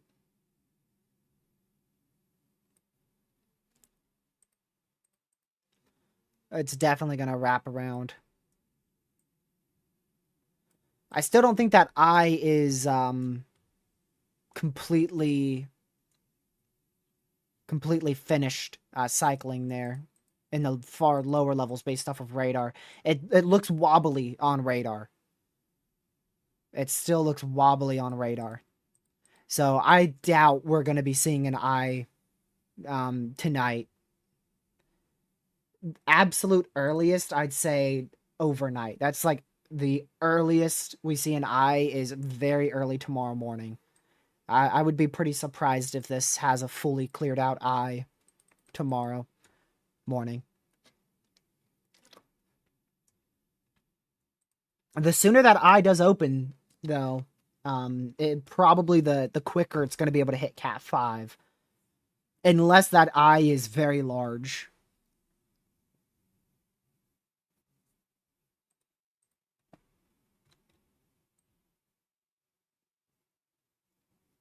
Let's see here. All right, I'm going to go back to... Okay, that is the current satellite imagery.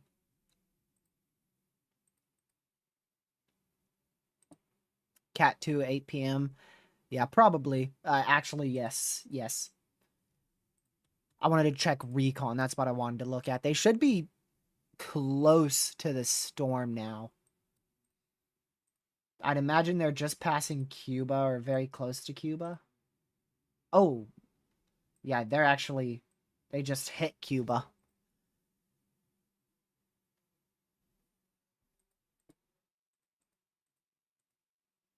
So it's still probably going to be about an hour. Still probably an hour before recon gets into this.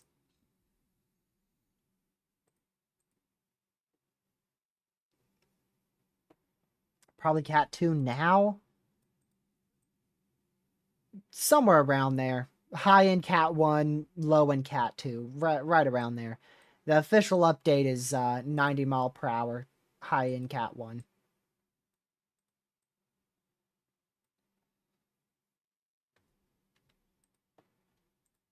I'm not underestimating the storm. I just know how long it takes to clear out an eye.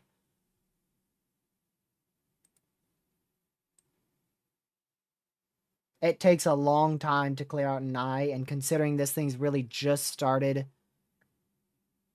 it's just started rapidly intensifying.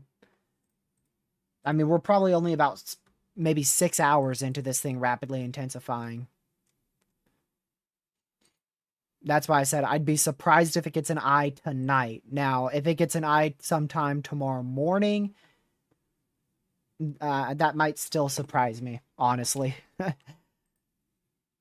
We'll have to see. Now watch me wake up to a fully cleared out pinhole eye tomorrow at 8 a.m. Gracious day. Yeah, Cuba allows hurricane hunters to fly over in their airspace, yes. Now, I don't know if they allow us to be in a hurricane over Cuba. I know there was some stuff about that. I forgot there was a hurricane. It might have been Ian. It might have been Ian 2022. But I know they allow us to go like through Cuba quickly, but I don't know if like say Melissa was over Cuba. I'm not sure if they would allow that. I'm not sure if they would allow recon into the storm. Peak 190, 893. It would have to move probably 50 miles to the southwest. Maybe even more than that. No, yeah, it would have to move probably 100 miles southwest. Because this environment is definitely, like, it is not favorable for that peak. I like the maximum peak is probably 175, 180. That's like pushing this environment's possibility. Because we still have westerly wind shear, by the way.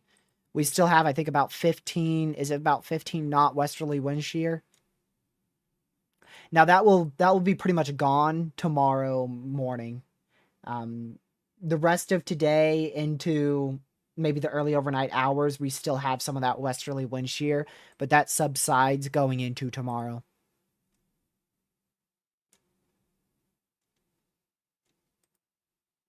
That's why I'd expect it's going to be a Cat 4 tomorrow. I can tell you that for sure. That's why they're expecting it to go from 115 to like 155 tomorrow. Because that wind shear completely drops off. And it's going to go from 90 to probably about 120, 125. I'd say we're going to wake up to probably a high-end Category 3 tomorrow morning. Maybe a cleared out eye. That's my biggest question, honestly, is how soon does that eye clear out and what does it look like?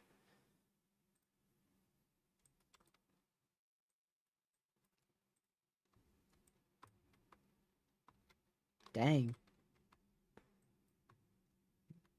Yeah, probably a tornado or water spout about to be on the ground or water. I don't know exactly. It's on the beach right now out here south of Corpus Christi, Texas. Very far south. Wonder if we'll see a tiny little tornado warning for the very coastal area here. because that's really tight rotation. That's got to be either close to the ground or on the ground. Considering how extremely tight that is a very classic supercell. Very, very classic supercell right there. I kind of want to wait to see this velocity scan and see if it strengthens at all.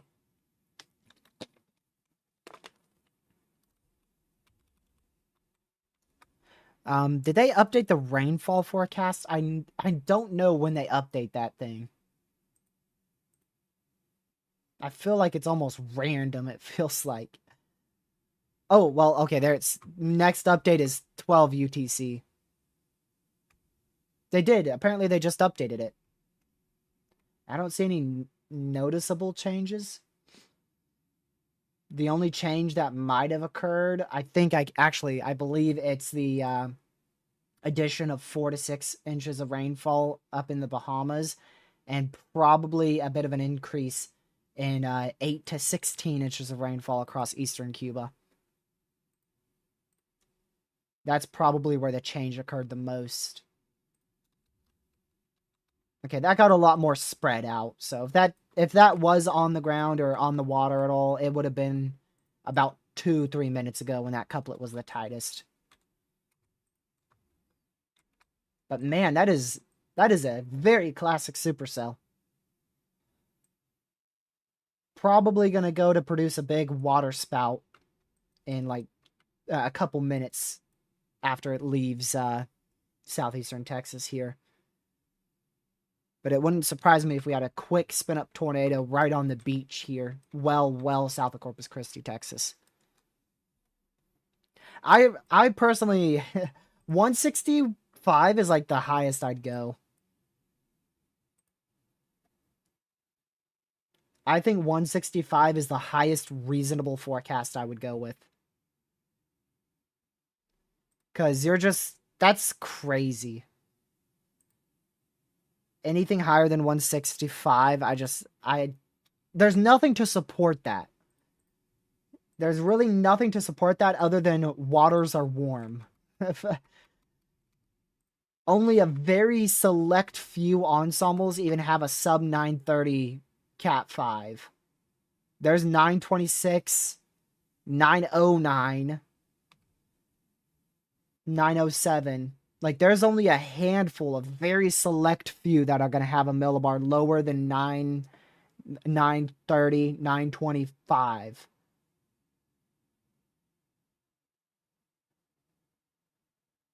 I see 917 there, but even 917 millibar, that probably would be 165 mile per hour. That would probably be 165 mile per hour, 917 millibar. 935 and 929, that's probably about 160. Like, the absolute peak, if everything goes horribly wrong, an insane absolute peak would be 175. That's like everything went perfect for this hurricane. No dry air, wind shear disappears, the system goes more southwest, and the turn is a bit later. The absolute insane peak is 175 in my opinion. Unless something huge changes, but right now the hurricane's moving generally west at about 3 miles per hour. I think Grumpy Grandpa meant knots. Did you mean 150 knots, Grumpy Grandpa? 150 miles per hour for a peak, I think, is too low. I think 160 to 165 is a peak, is a good peak. A very reasonable peak. Again, anything more than 165, I find it a little bit hard to fathom anything higher with this environment. 150 miles per hour? Nah. Unless the system goes further north, I doubt that.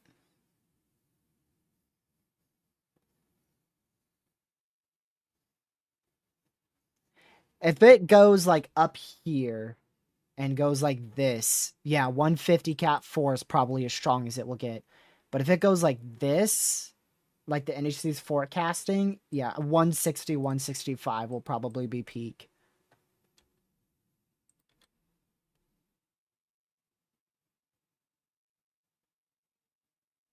I'm not listening to the H-Wharf. I consider the H-Wharf an outlier. I saw 883. No way.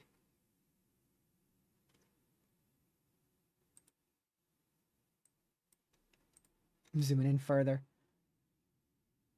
920, 925, 919, 929, 926, 917.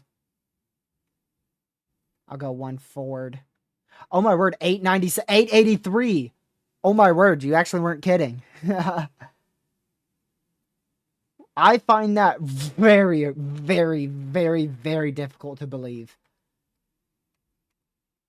883. Wow. Even 897. Wow, a few of these are very low. 883 right there is 883 millibar. 897 millibar. And then, I mean, we still have a few low ones. 907, 922, 926, 929, 917, 905. A lot of these are 984, another, or rather 894, another sub 900 millibar right there. That's actually 3 sub 900 millibars. 917, 925, 915, 921. A lot of these lower millibars here that I just circled, a lot of these would be 165 peak, but those sub 900 millibars would probably be 170, 175, I'd say. Probably a 175 mile per hour peak. 170 mile per hour isn't possible from the National Hurricane Center because they use a knot to mile per hour conversion. So, there's 150 is 150 knot is 175, and then if you go 145 knots to MPH, that's 165.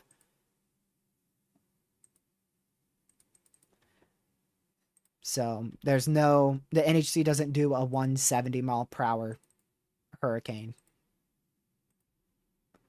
Yeah, 3 sub 900 ensemble runs, which honestly I did not even bother to look at that, so that's my bad. Considering how low all these ensembles are, I'm actually not surprised they did pull that Cat 5 trigger. If I saw this earlier, I would have expected an upgrade to Cat 5 forecast. Yeah, because look at all these. Look at this. 908, 933, 925, 925, 938, 932, 933, 926, all in one area there. Pretty much most of these, with the exception of 2 that I see, are around 9:30. And what time is this? This is, wow, this is actually significantly earlier. This is tomorrow night. That's literally tomorrow night. 9:02. So you're telling me in the matter of about 25 hours, one of these ensembles wants this thing to go from a 974 millibar down to 902. Dude.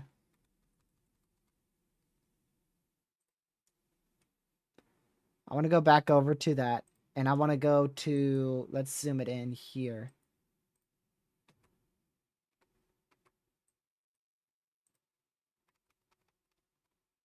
Hold on. Yeah. All these are definitely aggressive. I don't know. What do you guys think a reasonable millibar could be in 2.5 hours?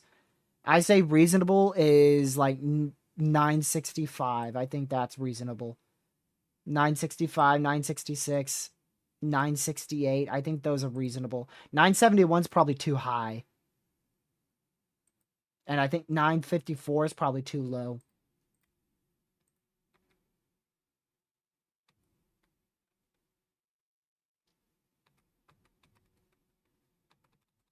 Very aggressive. Very, very, very aggressive compared to our hurricane models. That's what I was really, really looking at, was the hurricane models before the 5 p.m. update. And those hurricane models definitely don't scream Cat 5. Now, one of them does, the HAFS-A, I think was Cat 5, but most of the other ones weren't. Yeah, this one was the only hurricane model that had Cat 5. Pretty sure, at least. We're looking for 130, 140 knots. Yeah, that doesn't get anywhere near 140 knots on the H-Wharf. The H-Mond, nowhere near 140. And the HAFSB, which I think is handling this pretty well, that gets to like 145 mile per hour. So only one of our hurricane models on the 12Z runs have a Cat 5, which is why I was a little bit surprised to see the NHC go Cat 5 for the forecast on Monday. Until I looked at the ensembles here, and most of the ensembles are saying Cat high, very high in Cat 4, but the majority are saying Cat 5. The majority is definitely Category 5. H-Wharf throw it out, I agree. H-Wharf is kind of like the GFS right now. You really don't want to listen to it. Maybe it gets a bit better in line here at the 18Z runs. Those start rendering in about an hour, but most of them, they're not finished until about another 2 hours from now.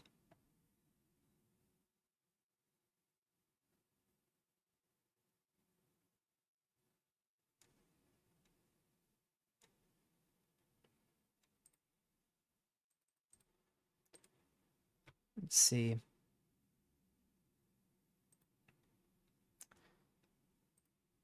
Recon is out of Cuba now. All right. Yeah, there's still probably a little less than 45 minutes now.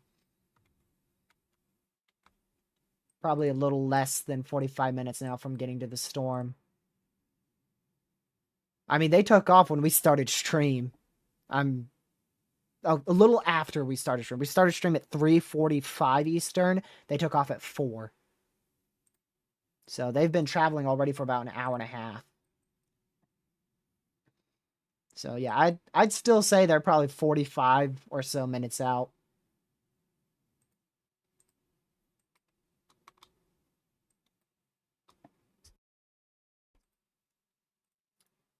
Gracious.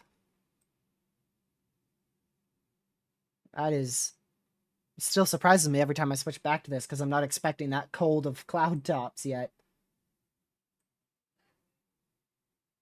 I do think this is Category 2. There's a high likelihood this is already Cat 2, honestly.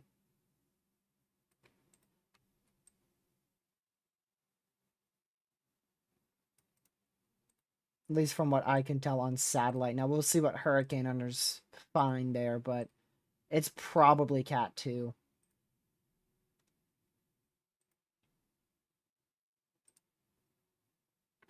Yep, so we'll need to just watch satellite very closely and figure out what the storm's doing in real time over the next couple of hours. The next 12 hours are probably the most crucial, honestly. The next 12 hours are probably the most crucial because that determines exactly when and where this starts to head due west, which it seems like it's already heading due west, which is that's definitely completely gets rid of the H-Wharf solution and probably the H-Mon solution as well.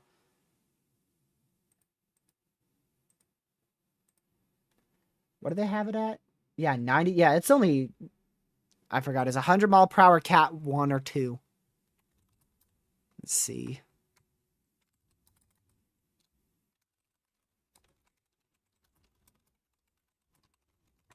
I forgot if that's Cat 1 or 2. Okay, Category 1, highest in Category 1 is 95. 95 is the highest Category 1 possible. So 100 mile per hour is Category 2. So it's only 10. Yeah, I'd say it's already Cat 2, honestly. 10 miles per hour. I'm sure it's a little stronger than what the NHC has this advisory being. I think it's high in Cat 2 or mid in Cat 3. Nah. I'd say low Cat 2 is reasonable.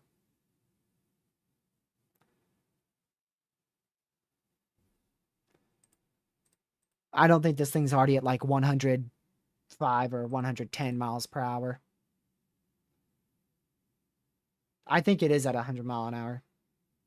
100 to 105 is reasonable, but 110.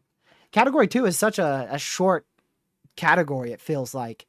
Because 100 is a low in Cat 2, 105 is a mid tier Cat 2, 110 is a high end Cat 2, 115, you're at Cat 3.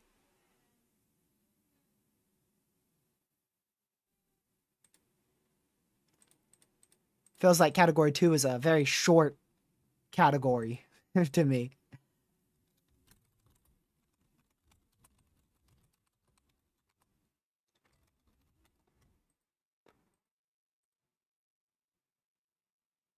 Oh, wait, so they don't do 95 mile per hour Cat 1?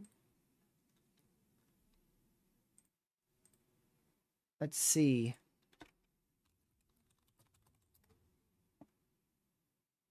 So this is at right now, this is at 80 knots. So if we go to 85 knots,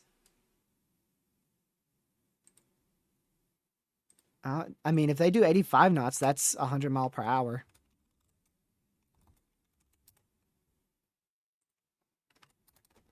So I think that's possible, right? I'm pretty sure.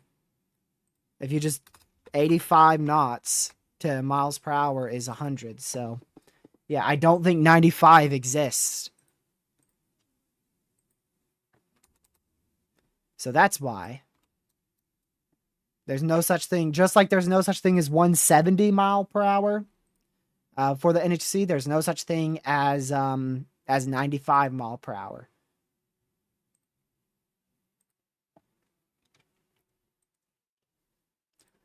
So that's, yeah, I'd say it probably is 100.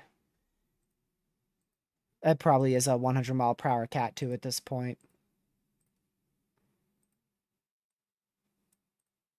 I mean, satellite estimates from the NHC, they went with 90. So by the time Recon gets in there, I'm fairly confident they're gonna find wind speeds at Cat 2.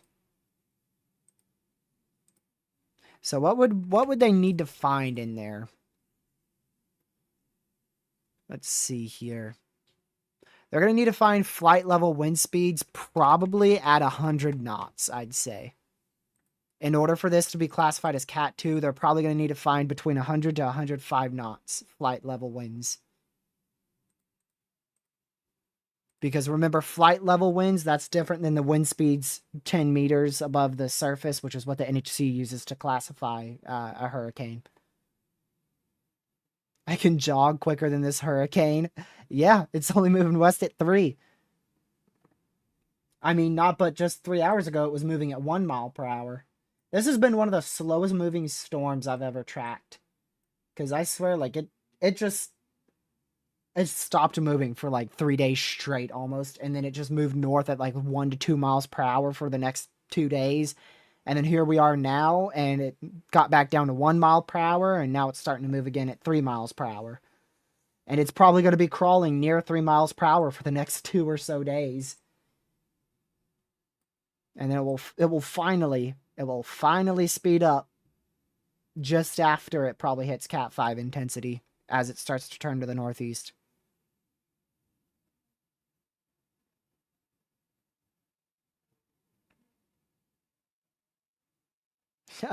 I could tippy toe faster than this storm. That's crazy. The thing is, this storm's going to keep moving, though. You can only go so far.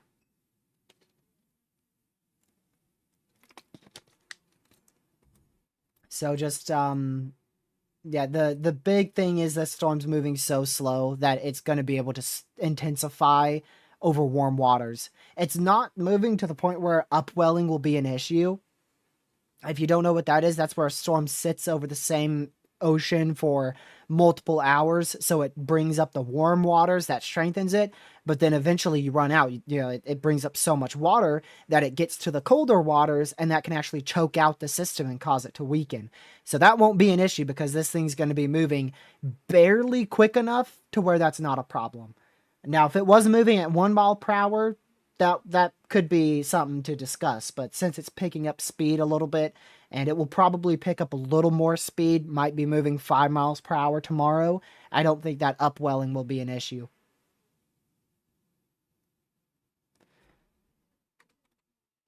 Unless it completely, it's going to be moving very slowly right in here, but still it's not going to be completely stalled.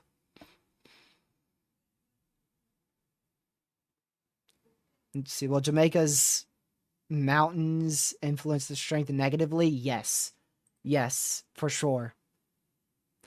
This thing will probably drop from about 150 mile per hour sustained winds to probably 125. Not much storm surge. I don't have a storm surge forecast, and I don't know how to forecast it without the NHC. So I'm not sure. I can tell you it's going to be an issue. My guess was about 15-foot storm surge based off of other Category 4 near Category 5 hurricanes, but I don't really know.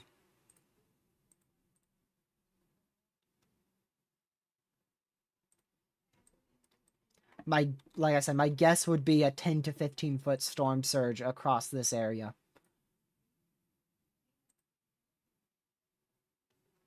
Near where it makes landfall, a little west of where it makes landfall, and then definitely east.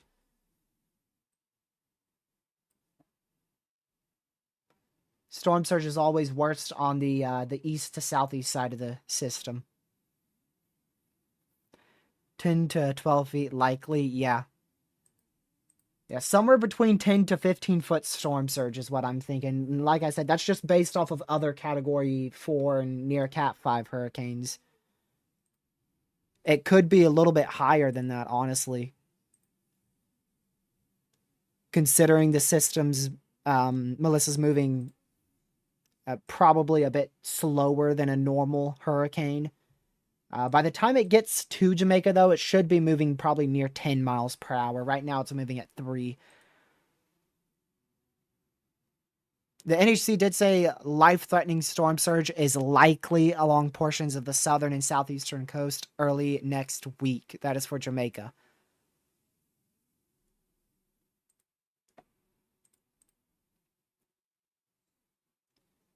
Zoom out, show the outflow. I can zoom really far out here. There you go. There's the whole outflow of the system. Big old system. Huge outflow there. That's because of the wind shear we have on the west portion of the northwest side of Melissa. So it easily carries it and pushes all the outflow far out. And that's acting like we discussed 3 days ago, kind of acting like a vent for this storm to where the old convection just kind of gets fed away from the center. So that's not an issue. I've never really seen a hurricane have much of an issue with outflow being a problem for like the strength of a system. So this is where obviously this is where its inflow is. And then its outflow goes out this way. If we loop it, you can see, I'm sure maybe you could see kind of where it turns from. Yeah, see how as it's moving along, it's pushing that outflow further, and then you could see it's getting kind of like pushed up and away from the system.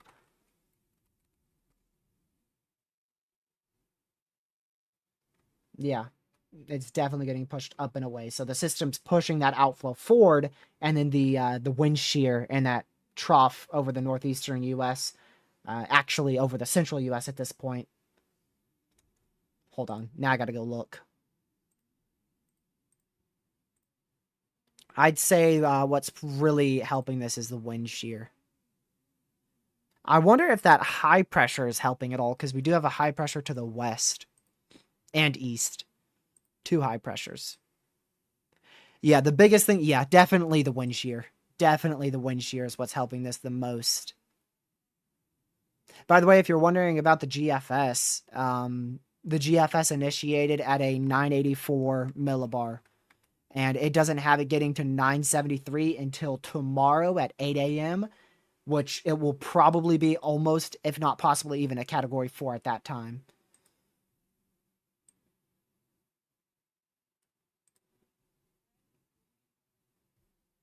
Yeah, that's really, really good. Really good. If you have westerly wind shear that's helping to get rid of inflow, yes, that helps the hurricane strengthen. Now, it becomes a problem if that westerly wind shear is impacting the hurricane itself, which we do have a little bit of wind shear still, but it's not enough to inhibit this storm from rapidly intensifying anymore. So, yes, that better outflow will help intensify this.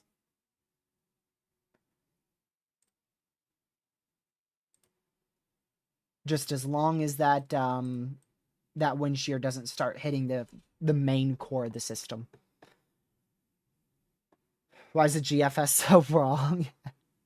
I don't know. I don't know. I wish I could tell you why it's always so wrong.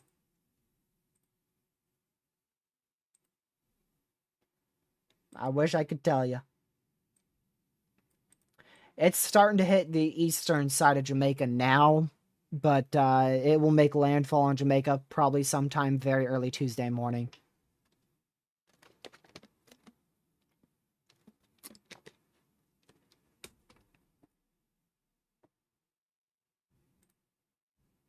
All right, let me pull this over here real quick. Will I be live for recon? Probably not. I'm probably going to end sadly, probably just before recon gets there.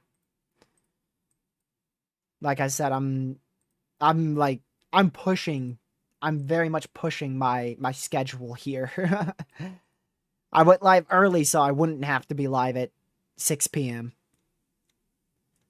But 6 p.m. is just 13 minutes away.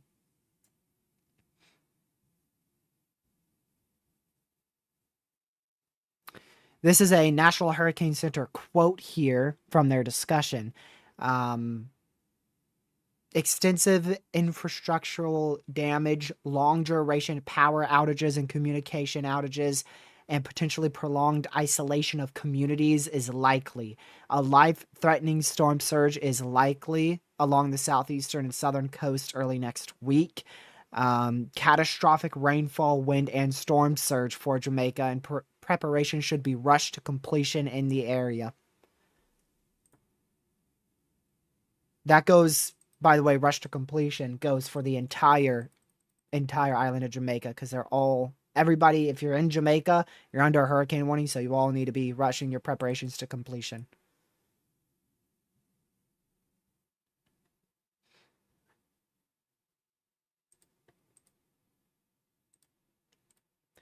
Yeah, recon is near Jamaica now, so they're gonna. I don't know exactly where they're gonna go first here. Based on their trajectory, they're probably gonna go for either a northwest pass or a southwest pass. I'd say the better one here, the one that I hope they do first, is a southwest pass,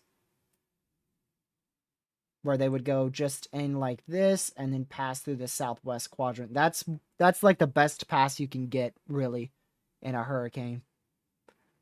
But they might go through a northeast to southeast pass here. We'll see what they do. Either way, the hurricane is definitely, it's very strong right now. So they're definitely going to be getting some much higher wind speeds than what they got earlier this morning, and a much lower millibar than what they got earlier this morning as well.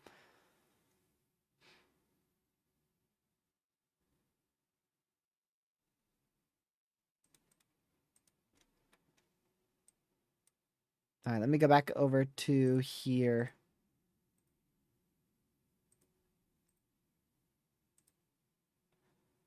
So this is a lower level water vapor here. You could see there, dry air, it's just not going to be an issue. When you have outflow like that, that helps to push the dry air away from the core of the system. Now, the biggest thing is dry air on the southwest side of the system, because if you have a low pressure here, hurricanes obviously spin like this, right? So the biggest thing is dry air down in here, because that's more likely to be ingested up and around into the system than if dry air is way up in this area. So I don't think dry air will be an issue whatsoever. There may be very minimal issues with dry air on the eastern and southern side of the system, and maybe small issues on the western side of the system, but none of that stuff should interrupt the core, which means it should not hurt the intensification of the storm. But it might interrupt the like outer bands of cloud tops you see on the far outer side of the hurricane, like down in here. Dry air might hurt the far southern side. Wind shear might hurt the northwest and west side. Yeah, there will be another advisor at 8 p.m. That's about 2 hours from now. That's an intermediate advisory, like you said. So what that means is they'll update the position and intensity of the storm, but the cone will remain unchanged.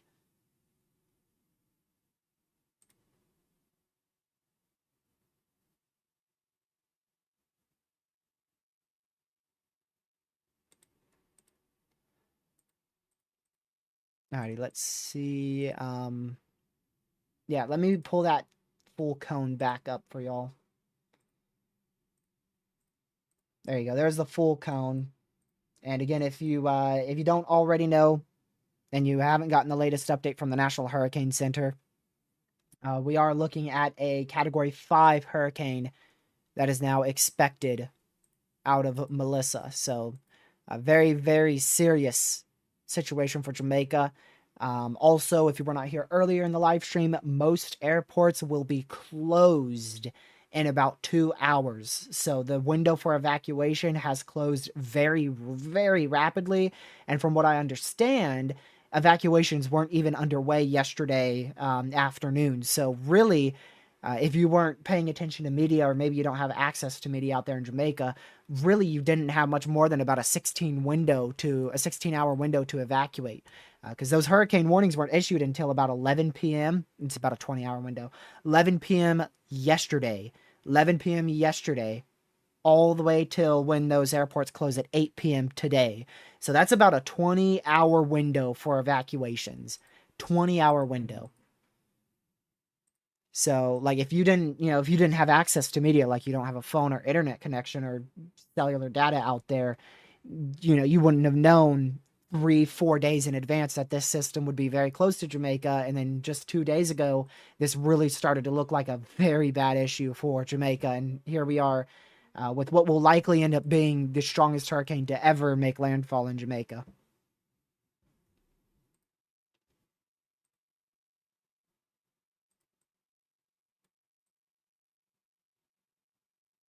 Yeah, so you could see the eye center of the storms for sure, right near where the NHC has that one at.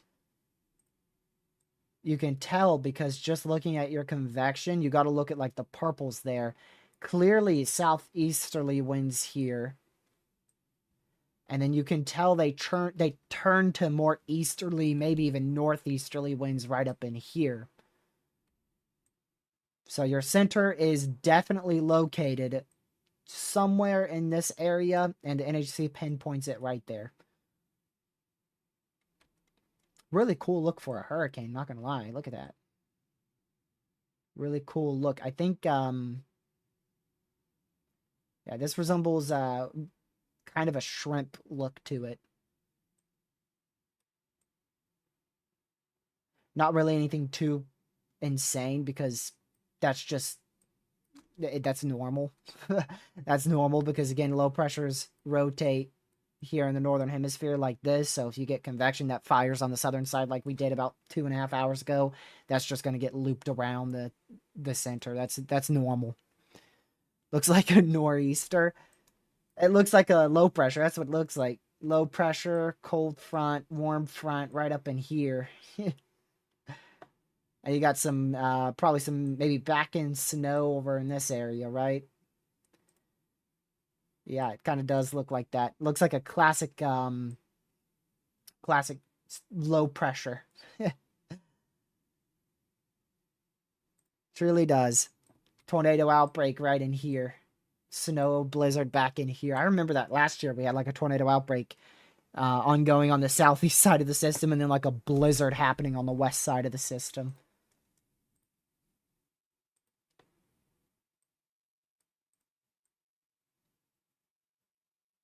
I wonder how big of an issue water spouts and tornadoes may be. Surely we'll have a chance for a few spin up tornadoes across central and southeastern Jamaica.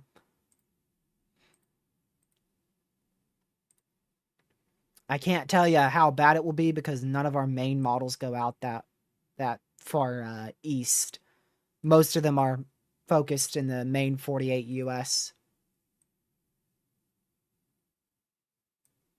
That outer band, by the way, is now reaching into western Jamaica. So you have, this is an outer band right in here, but also this stuff is an outer band too. So already that outer band impacting Jamaica. Now the main outer bands, those are located much closer to the center in this area. Actually, even further. This area is where your main outer bands are. These are very far outer bands up here, so they're not very strong. I did not check the National Hurricane Center's wind field radius, though. Yeah, you can see the tropical storm force wind speeds there. And then your strong tropical storm force wind speeds, and then your hurricane force wind speeds are really focused on the eye wall. But these are sustained tropical storm force wind speeds, so we could still have tropical storm force wind gusts happening from these far outer bands across central and now western Jamaica. But sustained tropical storm force wind speeds, those will be approaching the southeastern side of Jamaica here in the next hour, maybe two. How large is this storm? So from southwest to northeast, tropical storm force wind speeds are about 200 miles from southwest to northeast. Hurricane force wind speeds from southwest to northeast is about 30 miles. Hurricane force wind speeds from the center is about 15 miles. What do models have for lowest pressure on landfall? It seems like generally right around 930, 940 is kind of the window there, the range in millibar. Now, some have higher than that. I think one of the hurricane models has like 950 millibar for landfall. And I'm sure some of the ensembles probably has like a sub 910 millibar landfall. Let's go see if we can find one. North America. Zoom in really close to Jamaica.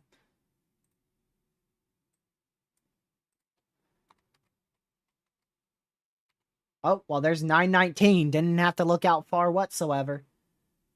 920 right over central Jamaica. So that would definitely be stronger as it makes landfall in Jamaica. Yeah, but it looks like the general is 930 to 940 millibar. That's kind of the main possibility there. Some are higher, some are much lower. The one that has landfall being Monday night is a full outlier. That one's crazy.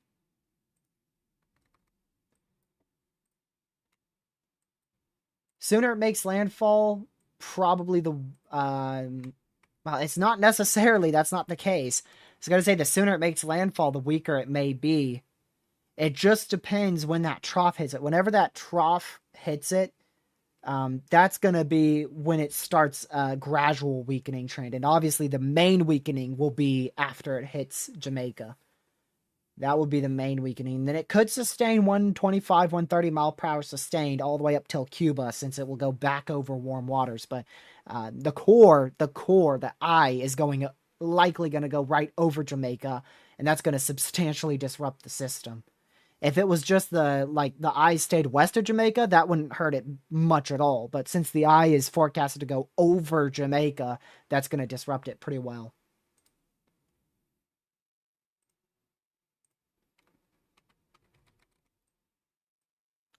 Yeah, I would be shocked if this isn't Cat 2 already. That would very much shock me. With how this looks on satellite, that looks really good.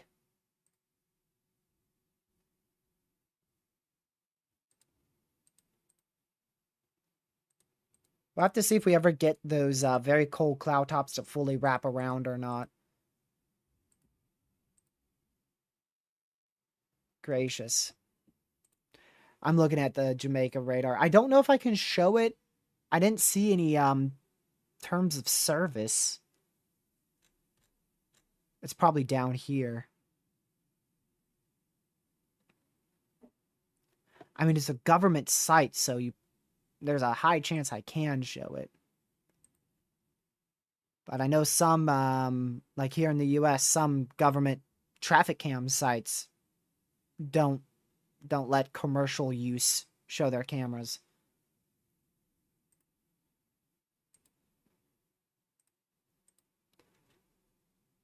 Here, I'll at least send you a link in chat for those who may not know how to access the site. Well, it actually went down on my end, so I'm going to open up a new page for it. The site actually went down on my end. Well, I probably shouldn't have refreshed that. Not the good idea.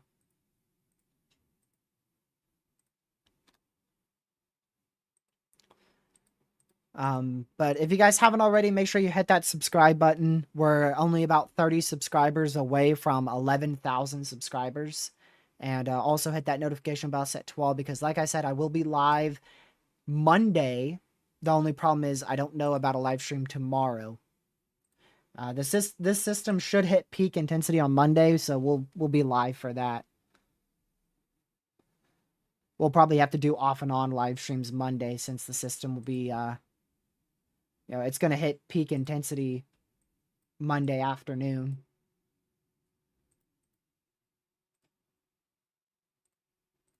And yeah, I mean, that's something that's really a big difference there, is they are forecasting a later landfall. Definitely landfall would be closer to probably 4 a.m., 5 a.m. my time. Whereas on the last forecast, I think they were forecasting it like closer to Monday night. So more time over water, so stronger.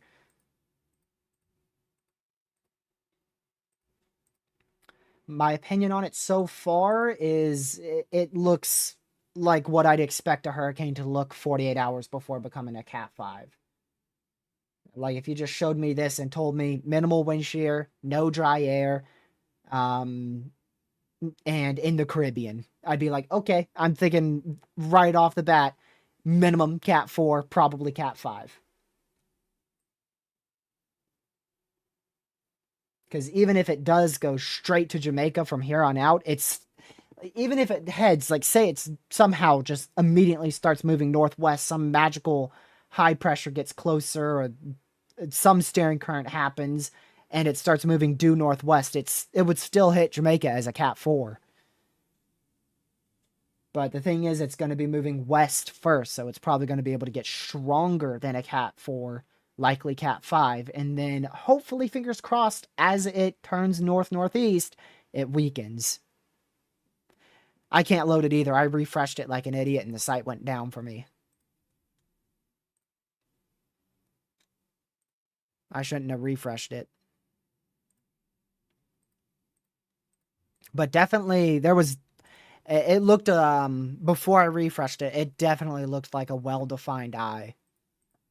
It stopped wobbling as much.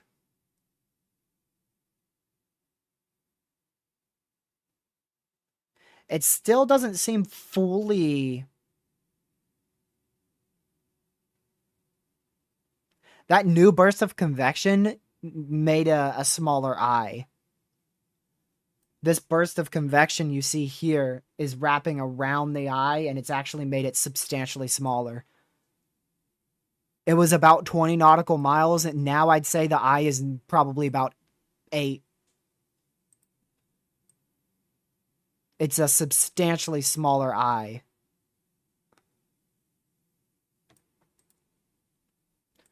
but it's probably going to open back up a little bit more. We'll have to see if we get any more convective bursts that may disrupt the eye. But this burst definitely is pushing it to category 2 strength. That's for sure. Smaller eye has its bad things and good things. A bad thing is a smaller eye means quicker intensification. A good thing is it means a smaller, a more concentrated area of hurricane force winds. And a larger eye still promotes intensification, maybe even rapid, but the bad thing about that is it also means a much larger area for hurricane force wind speeds, but a larger eye typically does mean less peak intensity. The strongest large eye hurricane that I can remember is Ian, 160 mile per hour Cat 5. That thing had a huge eye, and I can tell you this, there's been a lot of pinhole eyes that have become category 5 hurricanes. So it's kind of like a hurricane has to have a balance of it. If it's too small, it can be unstable and quickly go under an eye wall replacement cycle, but also may hit a pretty high ceiling intensity. And if it's too large, that could create the system to not strengthen as well. But it really just depends. It really just depends, because some large eyes, they're category 3, category 4, and then other things like larger eye, like with Ian, was cat 5.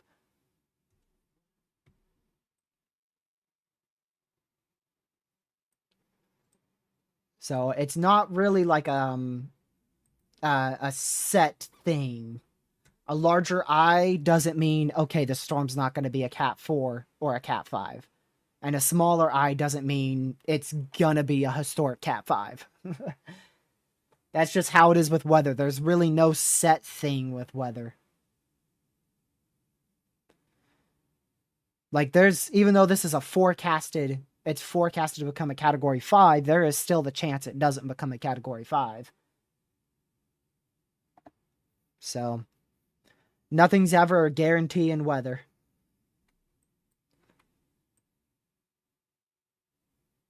Unless it's, like, already happening. Like, I can guarantee this is a hurricane. Because I'm looking at it right now, and it's already confirmed to be a hurricane. Which way are Recon entering the storm?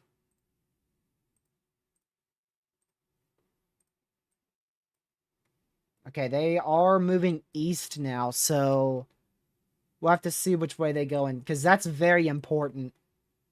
The strongest portion is definitely the northeast or northwest side.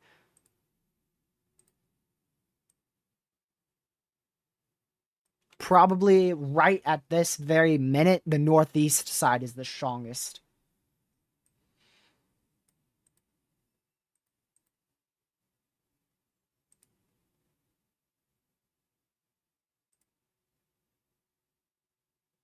Let's see. Let's go to visible satellite imagery here, because this is the last couple minutes we have left. Looks like it's already gotten dark here. Yeah, let's here, this is College DuPage. If you're wondering what I have on my third monitor, it's always College DuPage satellite imagery. So we don't have but probably about another 20 to 30 minutes of true color satellite imagery here left on the storm. So right now there's no very clear eye. There's a pretty good chance by the time the sun rises, we either have a clearing out eye or a cleared eye.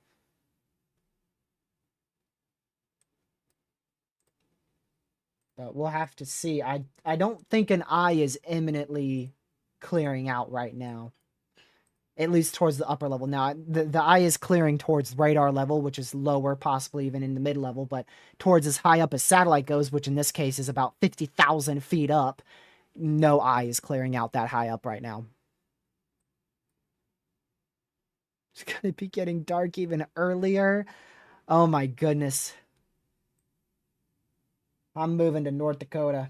Actually, I'm moving to Florida. You want to go the other way. You don't want to go north. You want to go south. I'm moving to Florida. Actually, I bet the best would be like Southern California. I wonder when this. Let me look at that. Now I'm curious. I know South would be better. Move to the equator? Yeah, that's where I'm gonna go.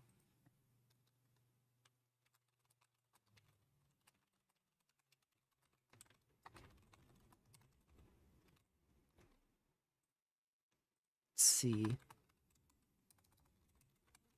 Sun sets at 5 o'clock.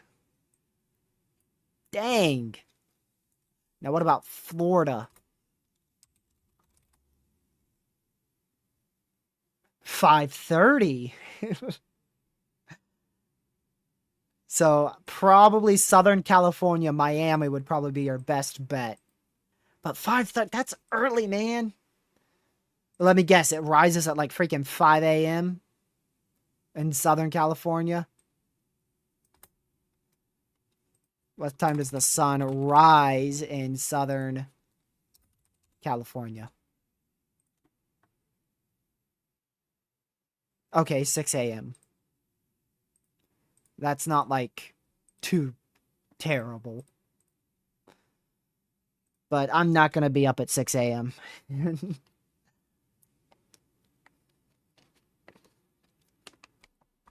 Yeah, it's 6:10 p.m. over here, and it's still daylight out. Still probably a little less than an hour of daylight. So in a week, it's going to be dark out at 6 o'clock. Right now, next week, it will be dark out where I am.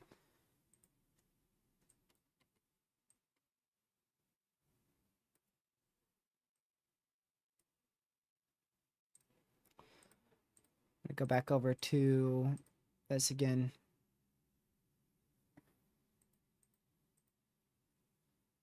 See if we got another frame on our radar site. Very risky reloading it. Yeah, this is also 20-minute old satellite imagery here too.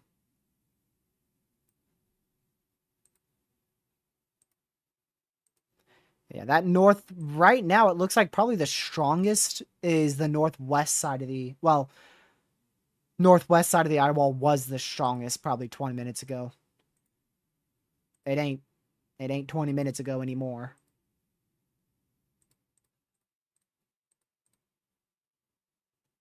Here, I'll send the link to the radar site.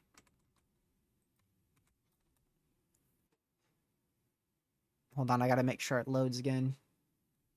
Yeah, here you go. There's the radar site. Just know though it is quite laggy. If you can't get it to load. If it loads, it's pretty good, but it's when you can't get it to load, that's when the problem occurs.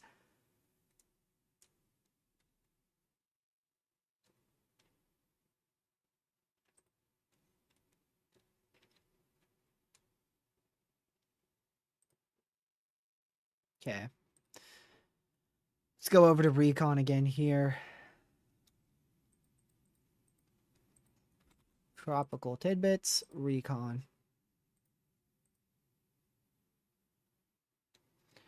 Yeah, still. Yeah, they're now still southwest of Jamaica. Yeah, they turned again. They turned. Come on, get in the storm. I don't know what approach they're going for. That's the thing. I doubt it's a northwest approach because they just turned right there.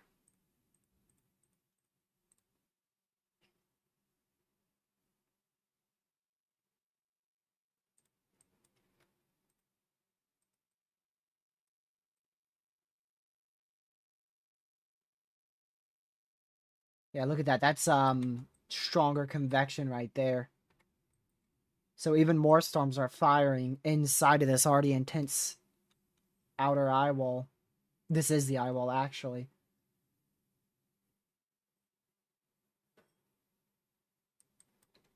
Yep.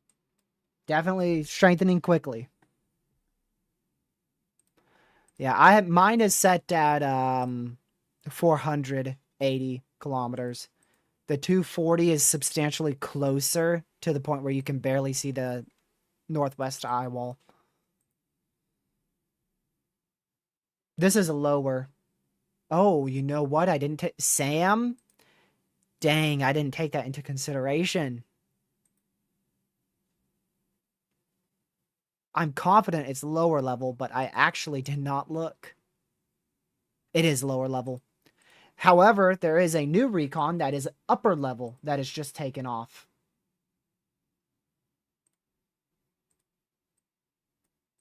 Upper level is just taken off too. That is, I don't think we've got that one on here. There it is. Yeah, that's upper level is taken off from way down here. Are those the ABC Islands? I'm not sure if that's the ABC Islands or not. I know they're somewhere in this area.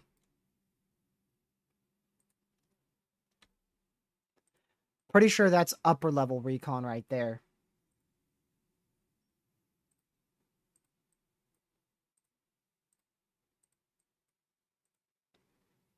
Let's see. Yeah, see, because they're at 2,500 meters. This is at 5,000 meters for aircraft altitude. Let me see. Yeah, this looks like upper air. I know this is lower level. Yeah, I could just check. I think Cyclonic WX has it.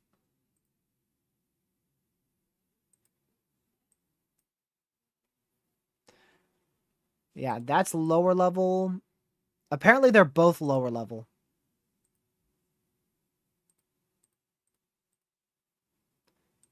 Yeah, apparently they are both lower level.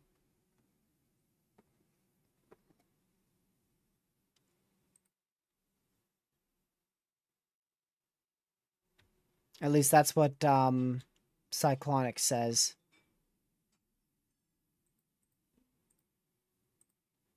Let me go to mission 11. Trying to see any upper level recon. I don't see any upper level recon. Upcoming flights. Surface to 10,000. Okay, so the next... No, that's not even upper level. Apparently there's no upper level. We get another recon very early tomorrow at 08Z.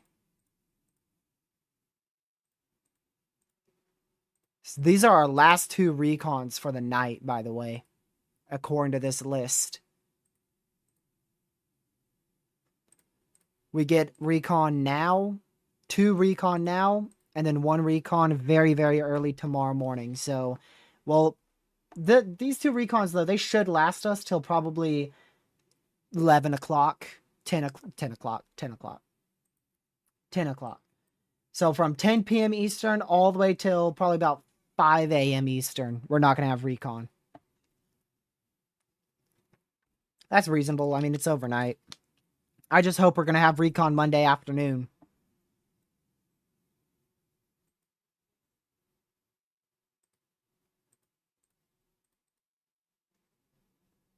That's what I'm hoping. I mean, yeah, like I said, this Cyclonic says all 5 are lower level. The 2 we're having now, and then the next 3. Oh, my bad. The next 2. 4 flights. 2 now. And then, let's see, 1 tomorrow morning.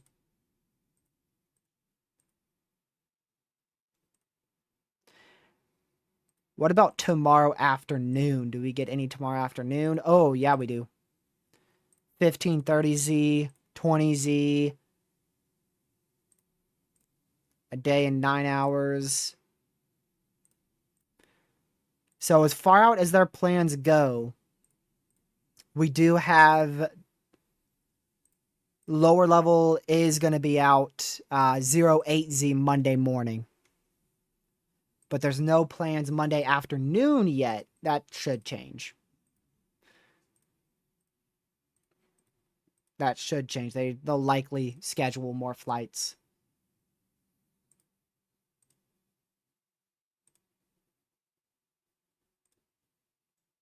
Typically, they say upper level. There's upper level tomorrow at 15:30 Z. Upper level.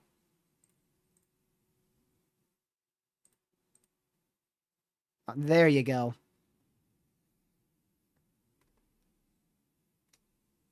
Apparently, that's upper level. I don't know. We'll see. We'll see at 15:30 Z. How about that? Figure out if that's upper level. Upper level is very, very important because if we don't know what's happening in the upper levels, that shows you the environment, the wind shear. So it's really important that we get upper level recon.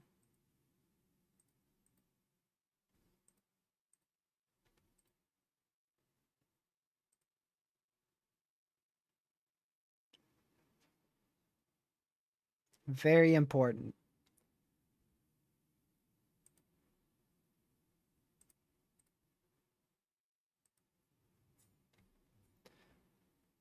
There we go. All right, let's see what our recon is doing now. So apparently we're going to have 2 lower level recon in the storm at the same time. I'm not a fan of that. I'm never a fan of that.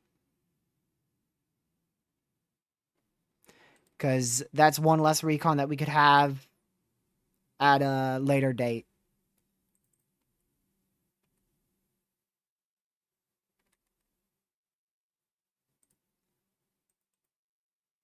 Alrighty. Upper level is important but annoying. Yeah, I get that. Yeah, you do get better coverage with lower level too. But I mean, upper level is so crucial. Upper level is what really helps with our model data. Both help a lot with our model data, but upper level really helps because that helps simulate what could happen in the future on our model run. So they're both just as crucial in my opinion.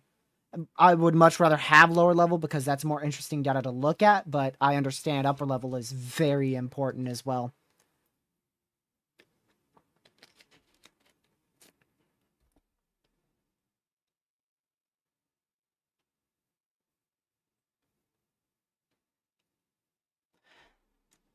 So, yeah, next update from the NHC is at 8 o'clock. I know for sure I won't be live till then.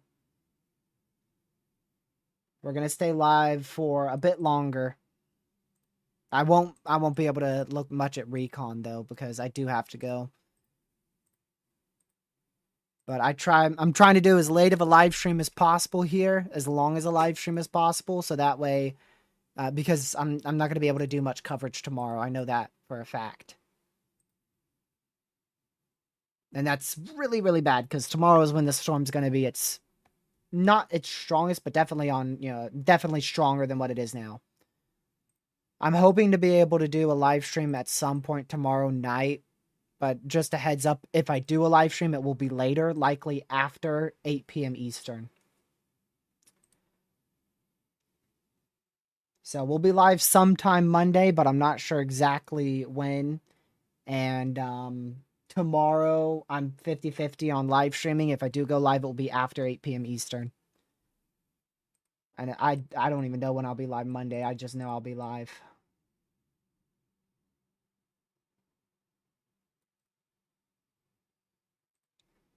That's what's bad about tracking weather is my schedule depends off of an unpredictable event. Or at least a very difficult to predict event. Therefore, my live streams are unpredictable.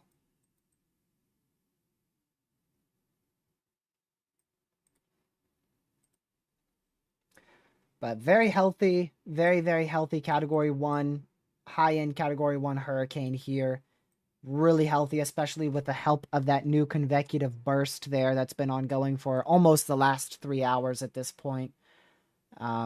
Definitely want to keep an eye on for some new convective bursts happening on the southwest side to really help aid in that full eye wall becoming very symmetrical and completely closed. It is closed at the moment, but the outer eye wall is still very much there. So we still don't have a very complete eye. An eye is present in the lower levels and probably in the mid levels as well, but the thing is it keeps closing and opening with new convection.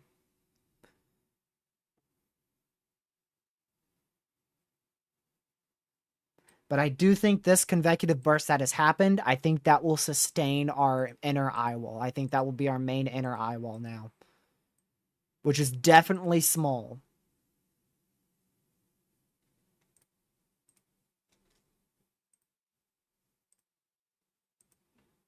I don't see any lightning here, but Red Omega's never been the best for that detection, so a better thing for that is weather nerds. But it's very common to have lightning in a hurricane like this. Now, in an eye wall with like a category 4 hurricane, it may be a little less common.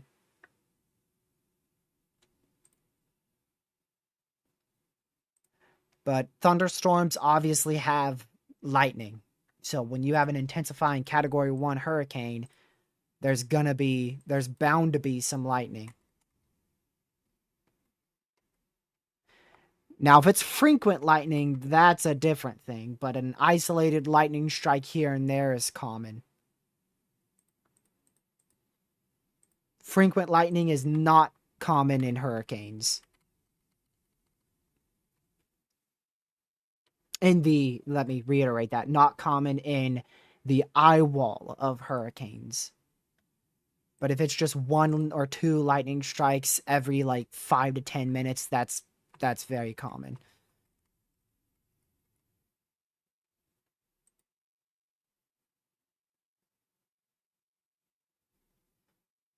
Yeah, we do have lightning. Lightning is in the northwest eye wall, right in here.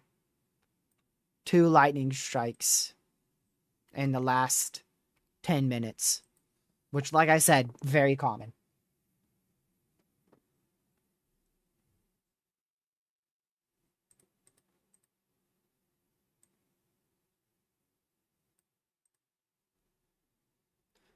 Looks like Recon decided to head back. Let's see. I know when we were covering. Yeah, they're going back into the storm. They just did a loop for some reason. I forgot what hurricane we were covering. It might have been Aaron, but one of the hurricane hunters had possible engine failure. They had to turn back. That's probably a completely different storm. I forgot if it was Aaron or not.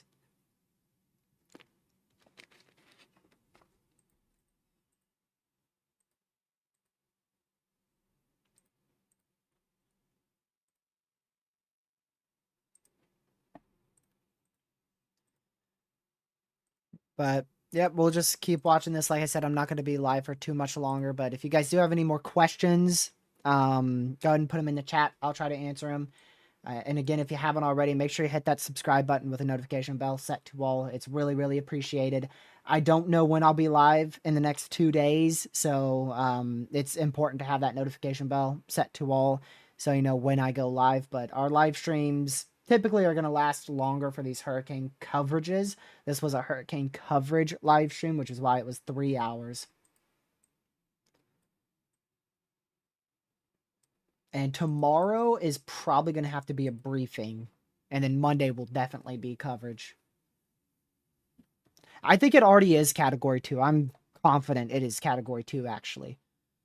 I'm very confident it's category 2. I will be shocked if they don't go 100 mile per hour at the 8 p.m. advisory. I will be blown away. It looks like we'll barely get recon in that time. It really does. It seems like we'll barely get recon in at that time, considering one recon decided to do a full loop-de-loop. And then the other one is still a little far away there.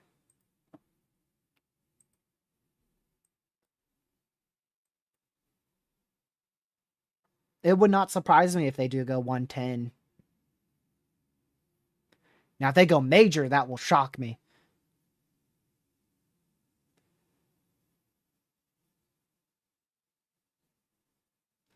If they do go all the way to 115, that will surprise me.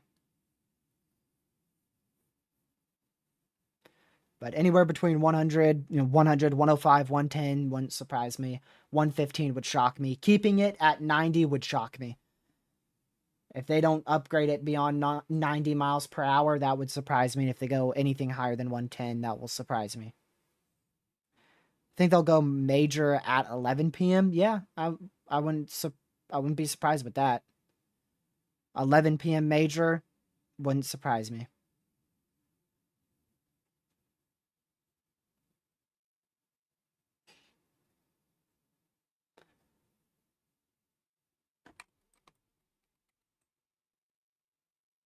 I don't know, dude. I mean, that northwest eye wall is very intense. It's not. It's definitely not Cat 1. I mean, I can assure you that. I will be blown away if this is still Category 1. This is not what I would think a Category 1. Every Category 1 hurricane that I've ever chased and seen don't look like this. But that will be fixed at the next advisory. Just simply they didn't have. They went a bit conservative at the 5 o'clock update because they didn't have recon data. But also pretty realistic. I mean, if we go back to that 90 mile per hour winds there, that's still high in Cat 1.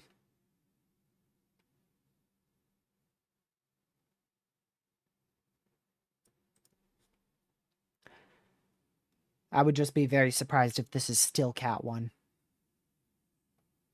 Yeah, we're not going to beat 2005 for hurricanes. We won't. This is probably the last system of the season.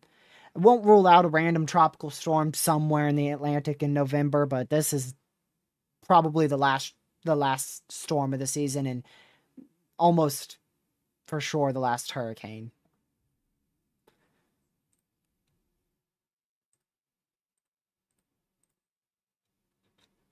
I don't even think do we even have any signals on our long range model runs? No, there's nothing. There is no signal on our long range ensemble.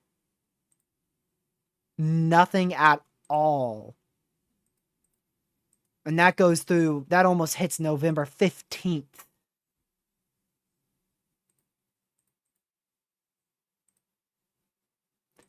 I don't see, no. There ain't no way we're going to get a Cat 5 in November. Like I said, I wouldn't rule out a random tropical storm somewhere in November, but anything stronger than that, and even a tropical storm in November, that's probably pushing it.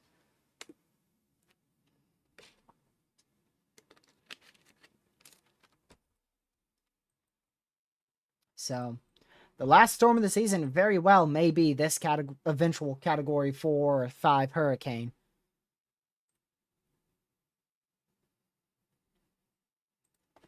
Let's see.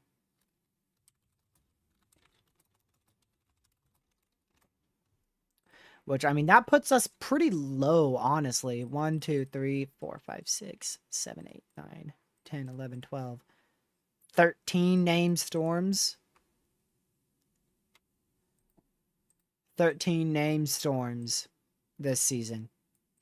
That's about average.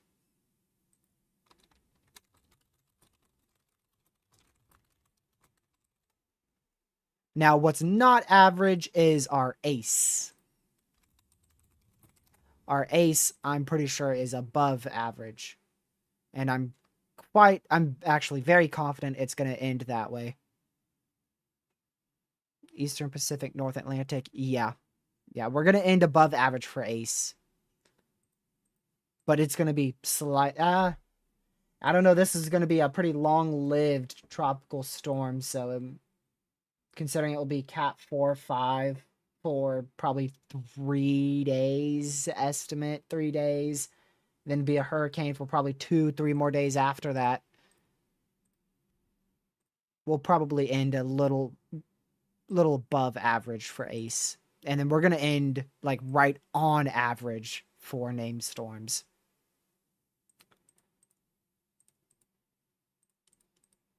So yeah, and is this our I feel like this is our fourth major hurricane of the season, right?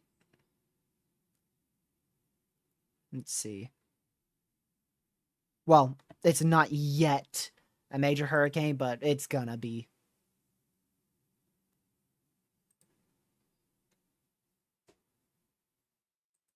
Let's see, Cat 5, Cat 5. Fifth? I just looked at it. Mine says 3 major hurricanes.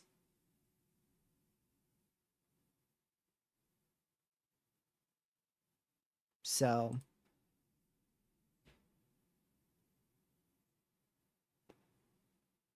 evacuation orders haven't been given out to Jamaica yet. That's insane.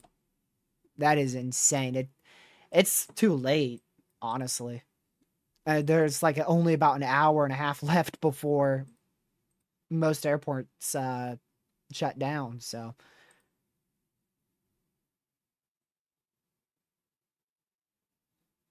yeah, Gabrielle was a major hurricane. Umberto was Cat 5. Aaron was Cat 5, and this will likely be at least Cat 4. Melissa will likely be at least Cat 4. So that's 3 major hurricanes already. Fourth one will be probably tomorrow.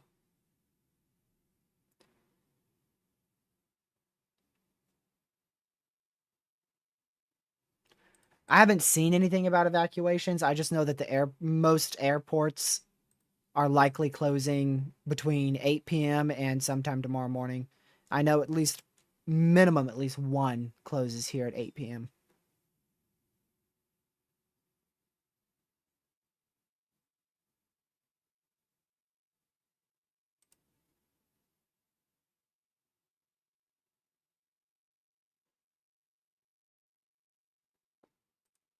Let's see.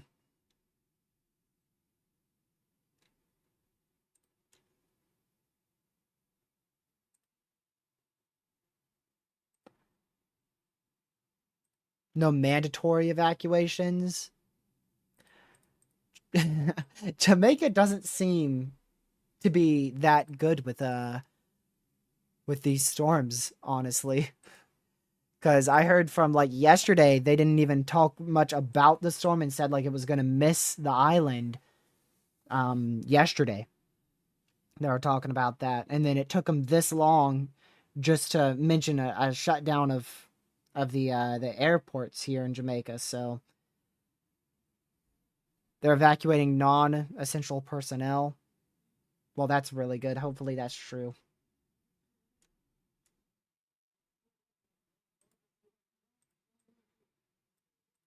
I mean, I know a lot of people are going to want to stay, but we're literally talking about the strongest hurricane to ever hit Jamaica. So nobody knows really what to expect there. No one really knows. And another bad thing is we don't know exactly where in Jamaica will get the absolute worst impacts. We know generally the central and eastern sides right in here, but it could be a lot larger than that.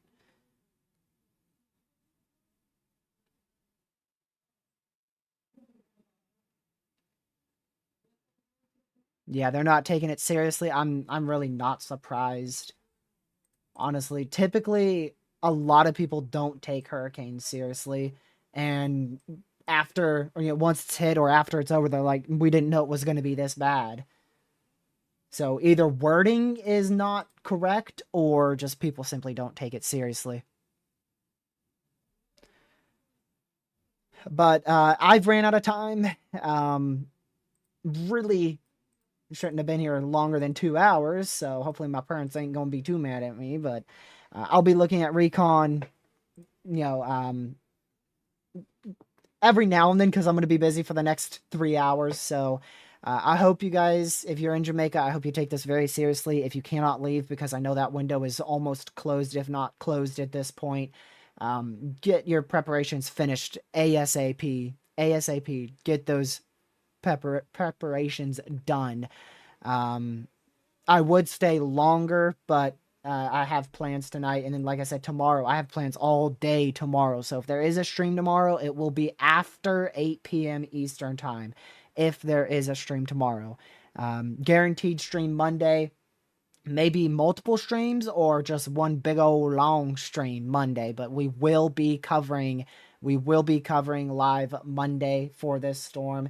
And probably even into the overnight hours Monday, I would imagine. So buckle up. This is only the beginning. We've got 3 long days of this eventual major hurricane ahead of us.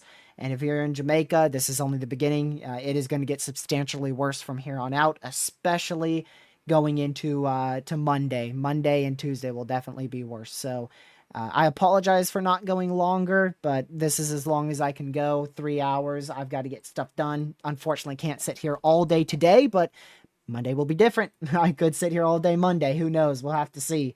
So I really appreciate you guys tuning in. If you haven't already, make sure you hit that subscribe button with the notification bell set to all. I want to thank you very, very much for helping me reach over 12,000 people with the word of this hurricane today. By far our most popular live stream talking about this hurricane now.